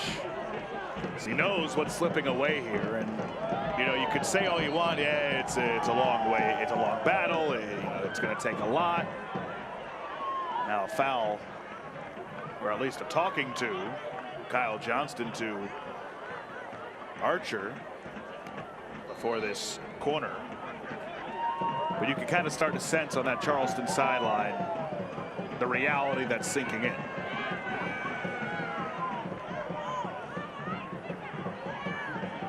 Johnson keeps it alive for Bronico. Into the area, Kelly turns and didn't get enough on it.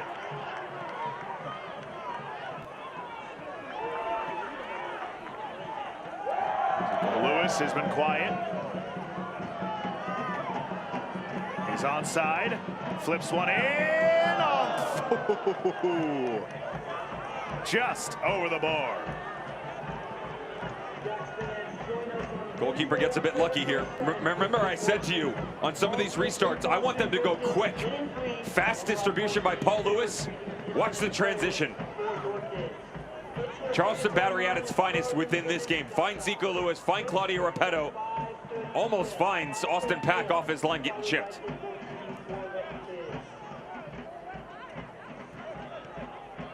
Pepsi Cola is the official soft drink of the Charlotte Independents. Enjoy an ice cold Pepsi at your next Independence game. Pepsi, born in the Carolinas. Josh Appel, Devin Kerr with you.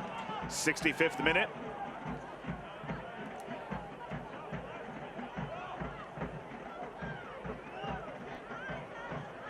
Enzo Martinez, the PK just a few moments ago to give some separation back to Charlotte after Charleston made it a one-goal game right before the half.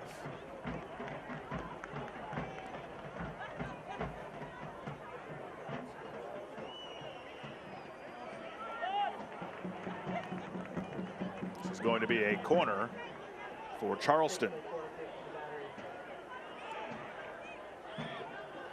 Restart 66 minutes into a game, down 2 goals. Stranger things have happened. Yeah, I mean, these are the ones, though, that the dead balls, the special moments that can help get you back in, provide that belief that something special can happen. Crawford, the in-swinger. Nobody there in white, just Roberts to get rid of it. And he does it again.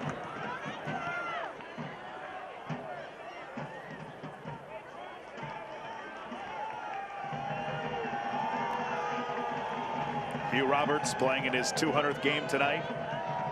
11th player in USL Championship history to do so. The stalwart on that back line for Charlotte, along with Fuchs and Riascos.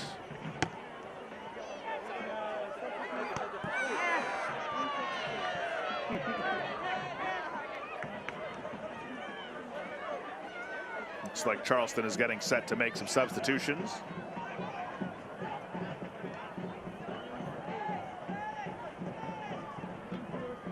Crawford to the far side, settled down by the goal scorer Piggott. Back for Crawford, steps into it, and Roberts got a piece. You heard Crawford yell handball, and he will not win that yelling match. Would you call that a yelling match? He won't get what he wants. Let's go with that. More of a, it's more of a temper tantrum at this point in time. No, it wasn't that extreme. Suggestion, is that what you said? Yeah. Suggestion. It's a suggestion. It could be.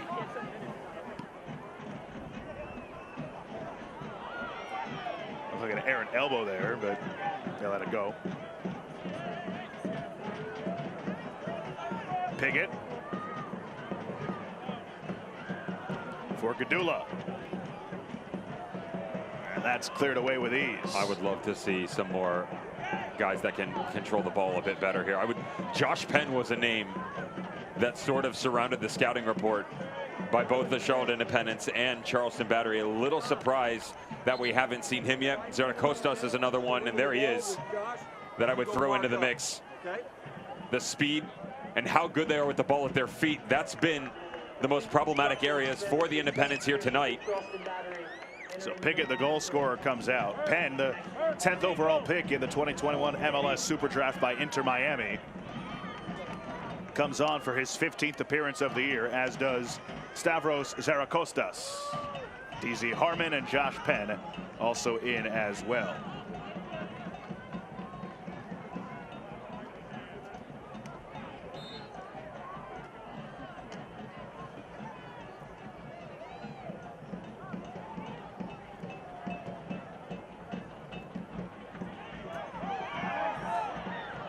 And there's the whistle.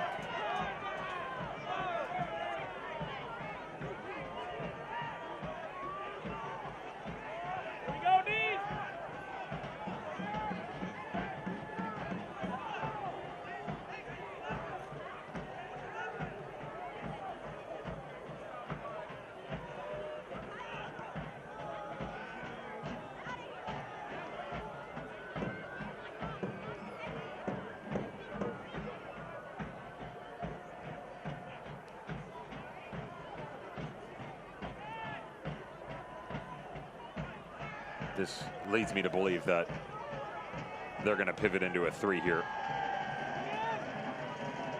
I'm not saying 100% that's the look, but DZ Harmon coming in, Zaracostas and Josh Penn. You can move a couple of pieces around. Van Schaik and Leland Archer, very easy for them to rely on each other, given the defensive nature. Well, where does the next step come from? They don't have to go to a 5, but it does give you more numbers going forward. Doesn't exactly give you the explosion that you need to build through.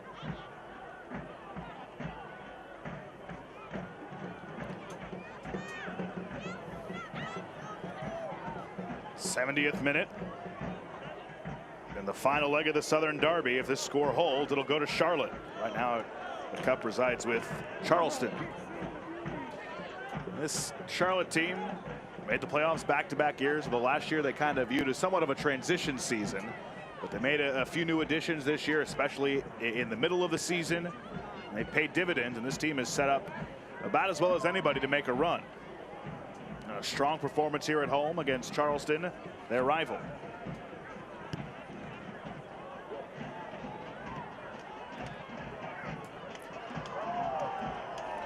Fuchs, Premier League champion with Leicester City.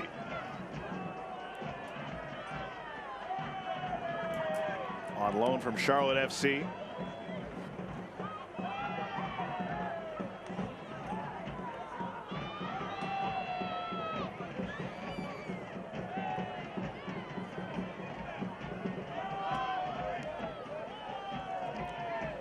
Armin, streaking with some room. Plays it into the middle.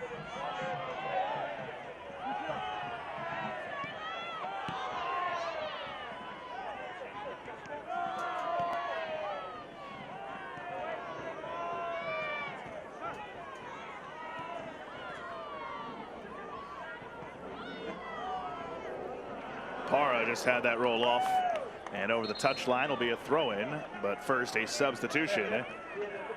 Oberton will check in.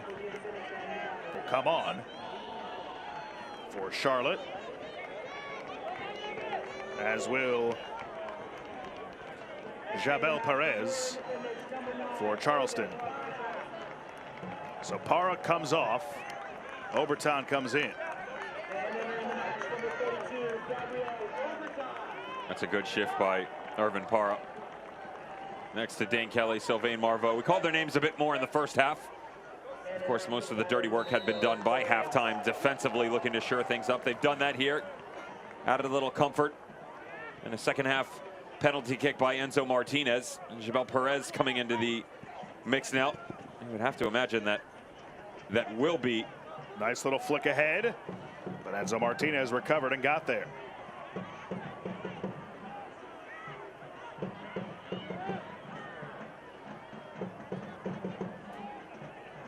Oberton coming on for Charlotte.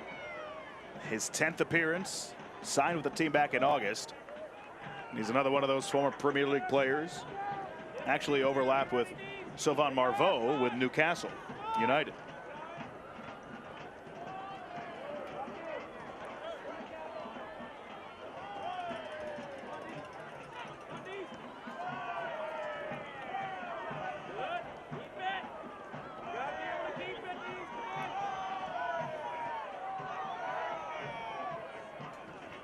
How about all the games going on tonight? Look at 901 FC 4-2. Alan Wynn, Kyle Murphy scores again. That guy can't be stopped.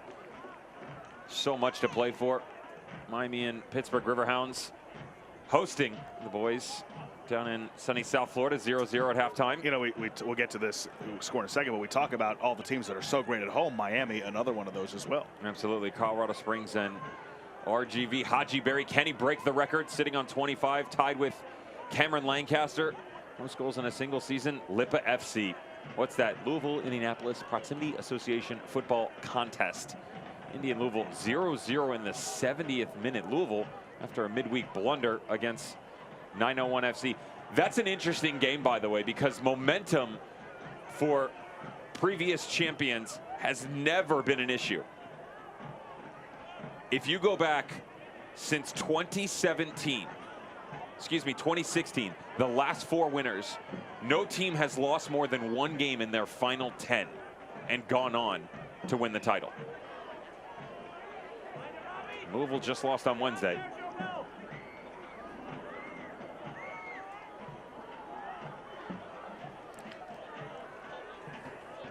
Almost dangerous, but Roberts, again, like he has been so often tonight and this season, right there to clean things up.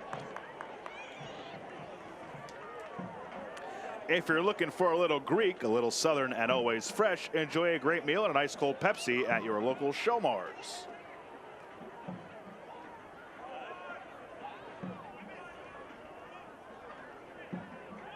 Crawford with Oberton, giving him a look.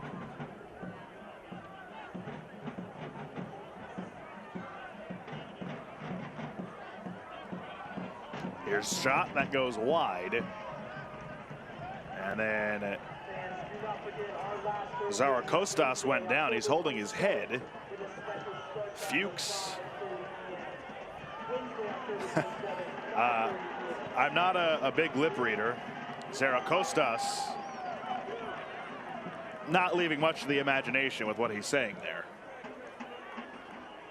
And Christian Fuchs getting into it now a little bit with Repetto. The old arm around the shoulder, we're friends, finger pointing conversation. Don't worry, everything's fine, nothing's wrong, but I'm the captain now. Just trying to see what happened here. Watch right outside the top of the 18, right here. Okay, you're fine. Easy. Honestly, it almost seemed like Zarakostas initiated the We leaned first into contact. it for sure. Yeah. I mean, there's contact, but the arm's over the side. It's trying to get away with one there. Try and force anything when you're down 2 this late.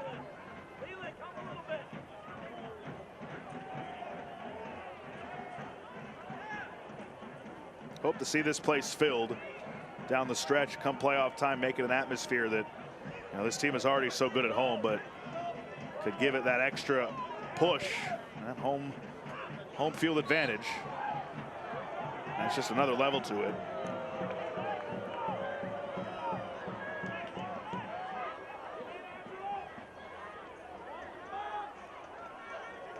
The penalty kick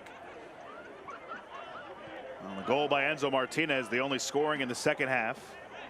Marveaux and Kelly in the first 25 minutes, and then in stoppage time of the first half, it was Piggott who netted one and got Charleston back in this. Fuchs, Martinez, and out of harm's way for Charlotte. They turn it over.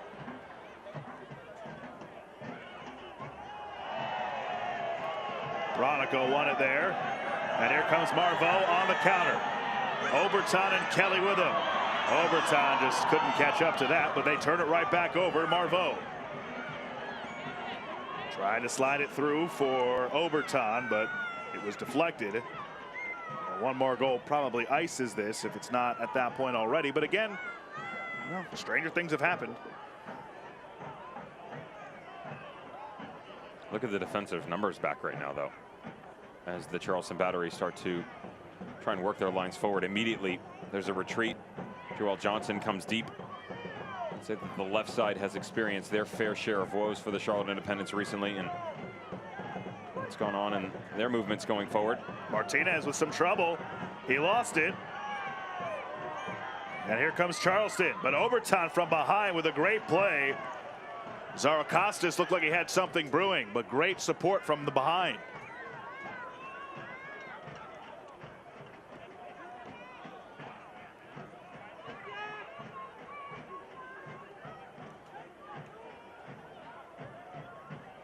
Seemingly everybody forward for Charleston.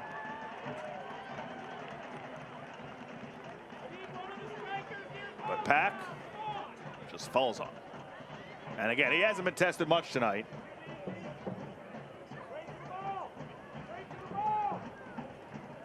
There's more shots in the first half for the Charlotte Independents than for the Charleston Battery in this entire game. That's a real good idea of how the match has gone so far. There's a great ball. This is Dane Kelly. Does he have number 2 in him? No, Marveau, and he gets taken down. Last line of defense, Marveau taken out by Lewis. And Marveau a little slow to get up. That's got to be red. There's no play on the ball. He's got to be sending packing. Wow. Yellow. Wow. I'm with you. There was nobody else. Andy to make a play on the ball. Denial of a clear and obvious goal-scoring opportunity. What a touch by Sylvain Marveau. Dane Kelly initially had the run. I said he's been laboring here in the second half. He actually pulls up here, and so it turns into a one-on-one. Paul Lewis only has to worry about it, but as he goes around, this is blatant and obvious to me. This has to be a dismissal of the goalkeeper. The referee has been very polite here and gifting one to Dane Kelly. And Kelly nets his brace and puts this one away for Charlotte Independence. 4-1. And now Kelly just 1 away from 100 in his career. Second penalty kick goal tonight. We can say that he seems off all we want, but to the testament put forth, as true as it could be in the first half, there are some sure things in life, but nothing is more sure than Dane Kelly sticking the ball in the back of the net. It is a thing of beauty. No matter where on the field, at what point in time, Dane Kelly tickles the nylon for the second time tonight. And with that goal, he pulls into a tie for the team lead with Irvin Parra, each with 11 on the year. Kelly with a nice thumbs up and a smile for the fans. So the watch for 100 is on for Dane Kelly as Enzo Martinez leaves to a huge round of applause. Palomino will come in for Charlotte. Martinez had a goal tonight. It's 2 straight for him, and Marcelo Palomino comes in. This is the quality that Mike Jeffries gets, by the way. We referenced the 2017 team a couple of times tonight, Josh. What the similarities are: record 1 game off, points just 2 behind, goal differential super close.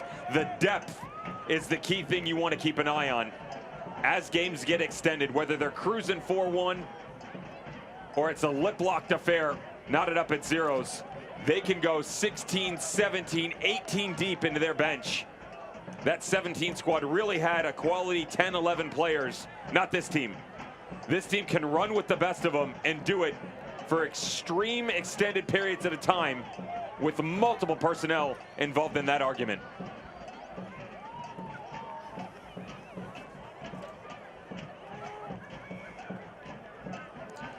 So we had 2 penalty kick goals tonight, and both were brought to you by AccuVision Eye Care. 83rd minute.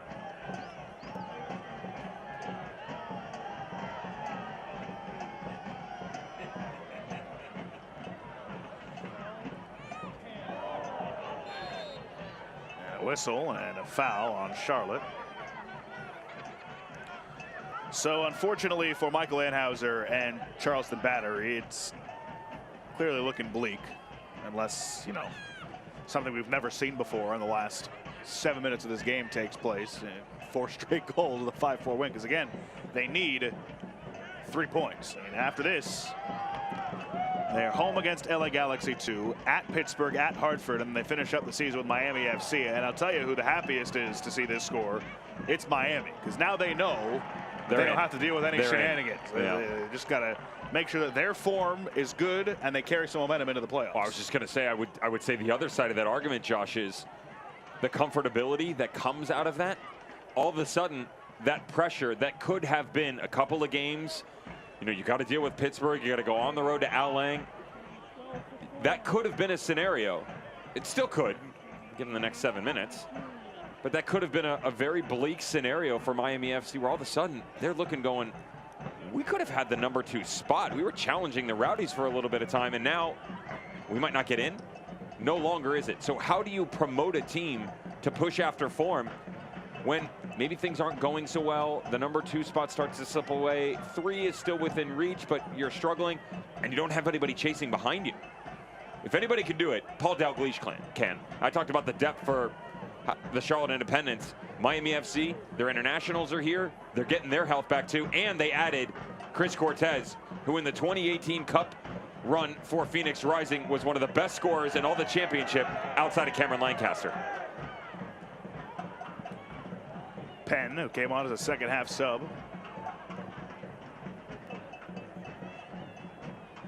Crawford trying to create some space. This is onside, but nobody home for Charleston.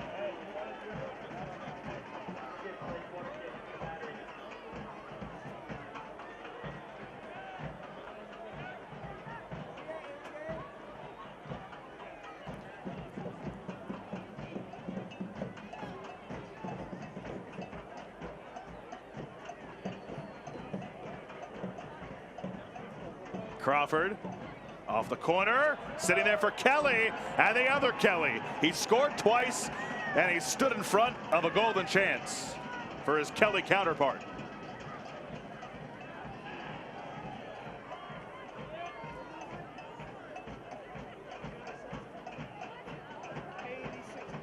So 3 subs about to come on for Charlotte for the final 5+ minutes.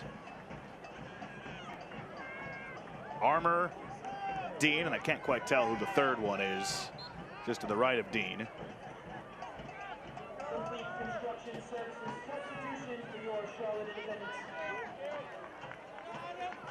It's Valentin Sabella, excuse me.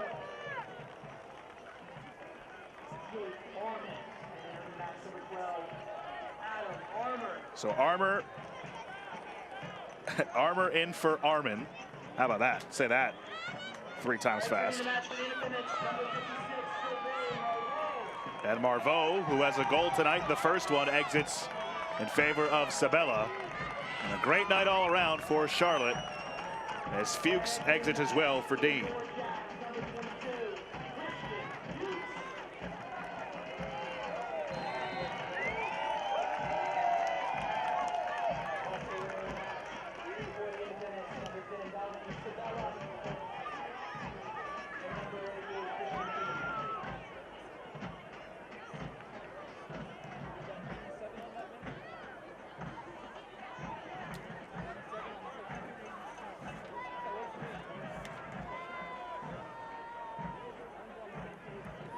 We want to thank Novant Health for presenting tonight's match and partnering with the Independents in the fight against breast cancer. Fans, remember you can bid on these game-worn autographed jerseys through October 31st. Go to charlotteindependents.com to learn more. You know, Devin, as far as alternate kits go, they're pretty sharp. I like them. You're a big fashion guy with your cardigans over here. I'm in a sweater vest tonight. I'm not so sorry. It just looks like a cardigan because it's a little hot in the booth, and I had to disrobe a little bit. Nobody wants to see that. Okay. Oh, he's in. Kelly He's off. He was in, but he was off. Cold takes exposed. Can we get Devin on that one? That might have been the quickest cold takes exposed we've ever seen.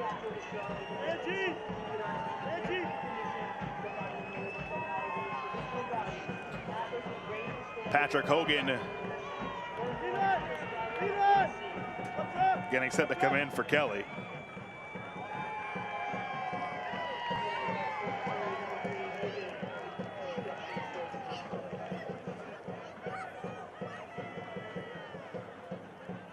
'89th minute, winding down here. It's 4-1 Charlotte, and they play on.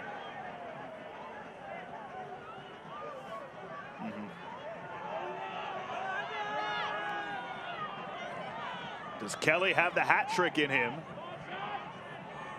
He leaves it for Oberton, now to the right side. Bronico. Oberton! Love a little icing on the cake here to make it 5-1. Charlotte domination here in this second half. Those midseason additions cannot be understated. The Frenchman, Sylvain Marveaux, got us started in the first half. You saw the local lad in Dane Kelly, who did right by him in the 24th. Enzo Martinez, the mainstay for so many seasons. And then the back part of the European contingency, Gabriel Oberton. Great patience by Brett Bronico. Unselfish on the ball back across by Sabella. And then how about the quality finish by Gabriel Oberton? He's been so good since stepping in. 380 plus competitions coming in. 10 appearances for the Charlotte Independents. 3 goals, 1 assist. You are welcome. Well, we talked about it throughout the night. These mid-season additions. Has another team in the league made additions as impactful as these? Absolutely with the pedigree of these 3. We talked about this on USL All Access every Tuesday, Sirius XM, channel 157, 7 p.m. That is a plug. Not for me personally, but we talked about it because there have been players that have gone into a team. Let me rephrase that. There have been singular players that have gone into a team and made an impact. None so much as 3+. They've got loanees here too, but the 3 that they have brought in, and it's not just their quality, Josh, it's the fire and the tempo and the drive that they have ignited for the rest of this team. That's one of the great things about this sport. As an individual, on a scale of 1 to 10, if you're at a 7, and if you're 7 overall and you're playing at a 5, a 10 can jump you up to an 8 or 9. That's how crazy this game is. Never so much does a team get impacted by one individual, yet jump everybody else around them. The Charlotte Independents were talked about being a dark horse for a couple of weeks. At this point in time, respectfully, remove that verbiage from your vocabulary. They're just a horse. This team is for real, folks. This team is a horse that's going to jump out of the gate. They're going to run circles around everybody else in the USL Championship if you're not careful. This is not a team that I want to be facing or matched up with in the playoffs, that's for sure.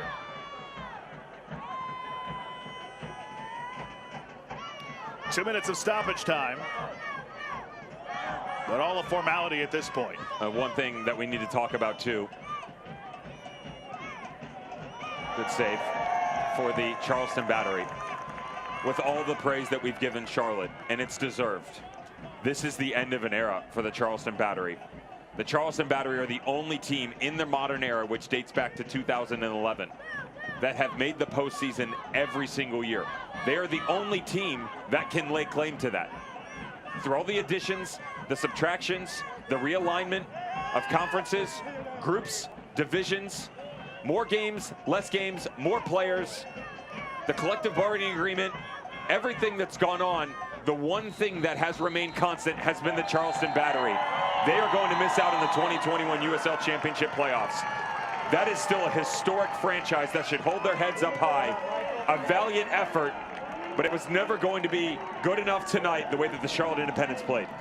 5-1 is your final. An absolute throttling here to officially eliminate Charleston from playoff contention. And that is the game, ladies and gentlemen, with the final score of Austin Pack, save of the game presented by Big Ben Pub. Wasn't tested much, but when he did, and he was up to the task.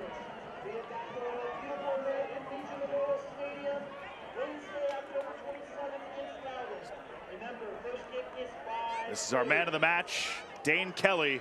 Who else? A brace, presenting by Noda Brewing Company. Dane Kelly, once again, our man of the match, now 1 goal shy for 100 in his USL career. The second one coming on that PK in the second half. I know Oberton had the 5th, but that 4th one certainly iced it. And the USL legend and his stellar play continues. We're back in just a moment to wrap things up for you from Charlotte. Your final score is 5-1. Pain can't wait. That's why Novant Health is making access to orthopedic care easier than ever. Same-day appointments, after-hours care available for urgent needs, and the safest care in the region. Book now.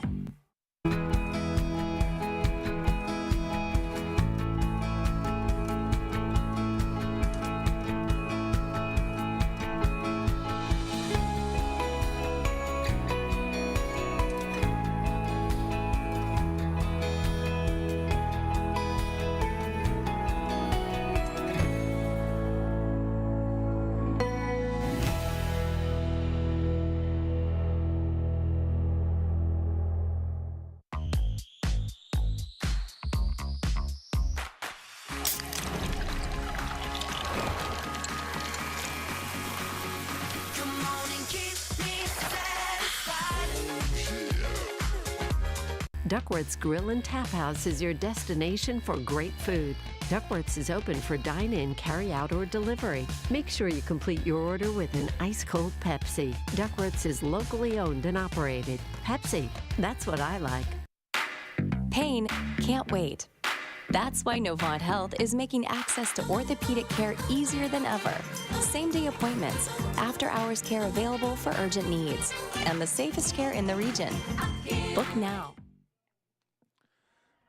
Back at American Legion Memorial Stadium, the Southern Derby goes to Charlotte Independence after a 5-1 win over Charleston Battery. As we take a look at our full-time highlights brought to you by Duckworth's. In the 12th minute, it was Charlotte who got on the board first. Sylvain Marveau would bag his 6th this season. Let's pair that with 5 assists. If you do that in 17 games, that's 11 marks. I think they call that high score, Josh. 1-0 Charlotte Independence. Yeah, the howitzer of a shot there. And the 24th minute. And Dane Kelly, who all he does is score goals. It doesn't matter if it's bangers, if it's penalties. He would get one of those tonight. This is actually one of the easiest goals he'll ever score. I'll give you credit for that one. Can't do that. Can't do that. Paul Lewis drops it. 98 for Dane Kelly. And then some late life at the end of the first half for Charleston. Thought they were battling back and maybe going to give it a run in the second half. This was a really good look. I said to you at the start of the second half, this was going to be the most important 10 or 15 minutes of the next 45. That went all the way of Charlotte Independence. So they came out high tempo once again. They pressed. Jake Arman in transition. Angelo Kelly takes him down. What's that guy's name? Long lost, carried the one. Enzo Martinez, 150th regular season appearance, 43 goals, 30 assists. That's not high score. That's breaking the whole damn game. And then, guess who? We thought there should have been a red card. Marveau taking it in. A nasty collision with Lewis, the keeper. And it all set up. The second for Dane Kelly and the brace. 99 goals in USL Championship. That is incredible. Regular season, by the way. The next one, Jorge Herrera, Father Time. Charlotte Independence as well, sitting on 72. He's a full Cameron Lancaster season ahead of everybody. Charlotte Independence, you said it, man. Let's add some insult to injury. Valentin Sabella, good ball back across. The deflection coming off the back line. Gabriel Oberton, the European contingent, the goal, the victory. All right, tonight's full match stats, brought to you by Famous Toastery.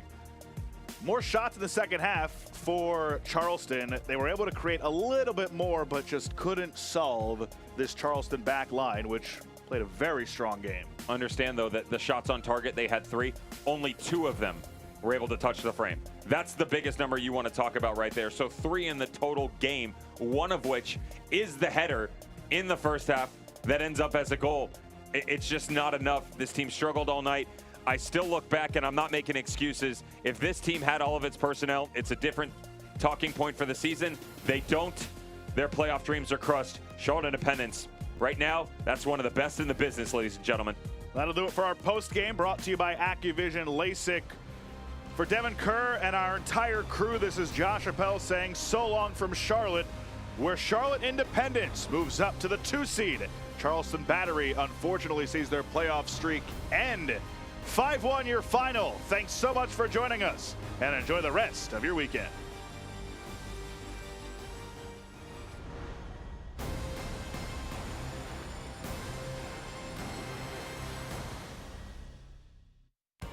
This copyrighted telecast of the United Soccer League Championship cannot be retransmitted, rebroadcast, or reproduced without the expressed written consent of the United Soccer League Championship.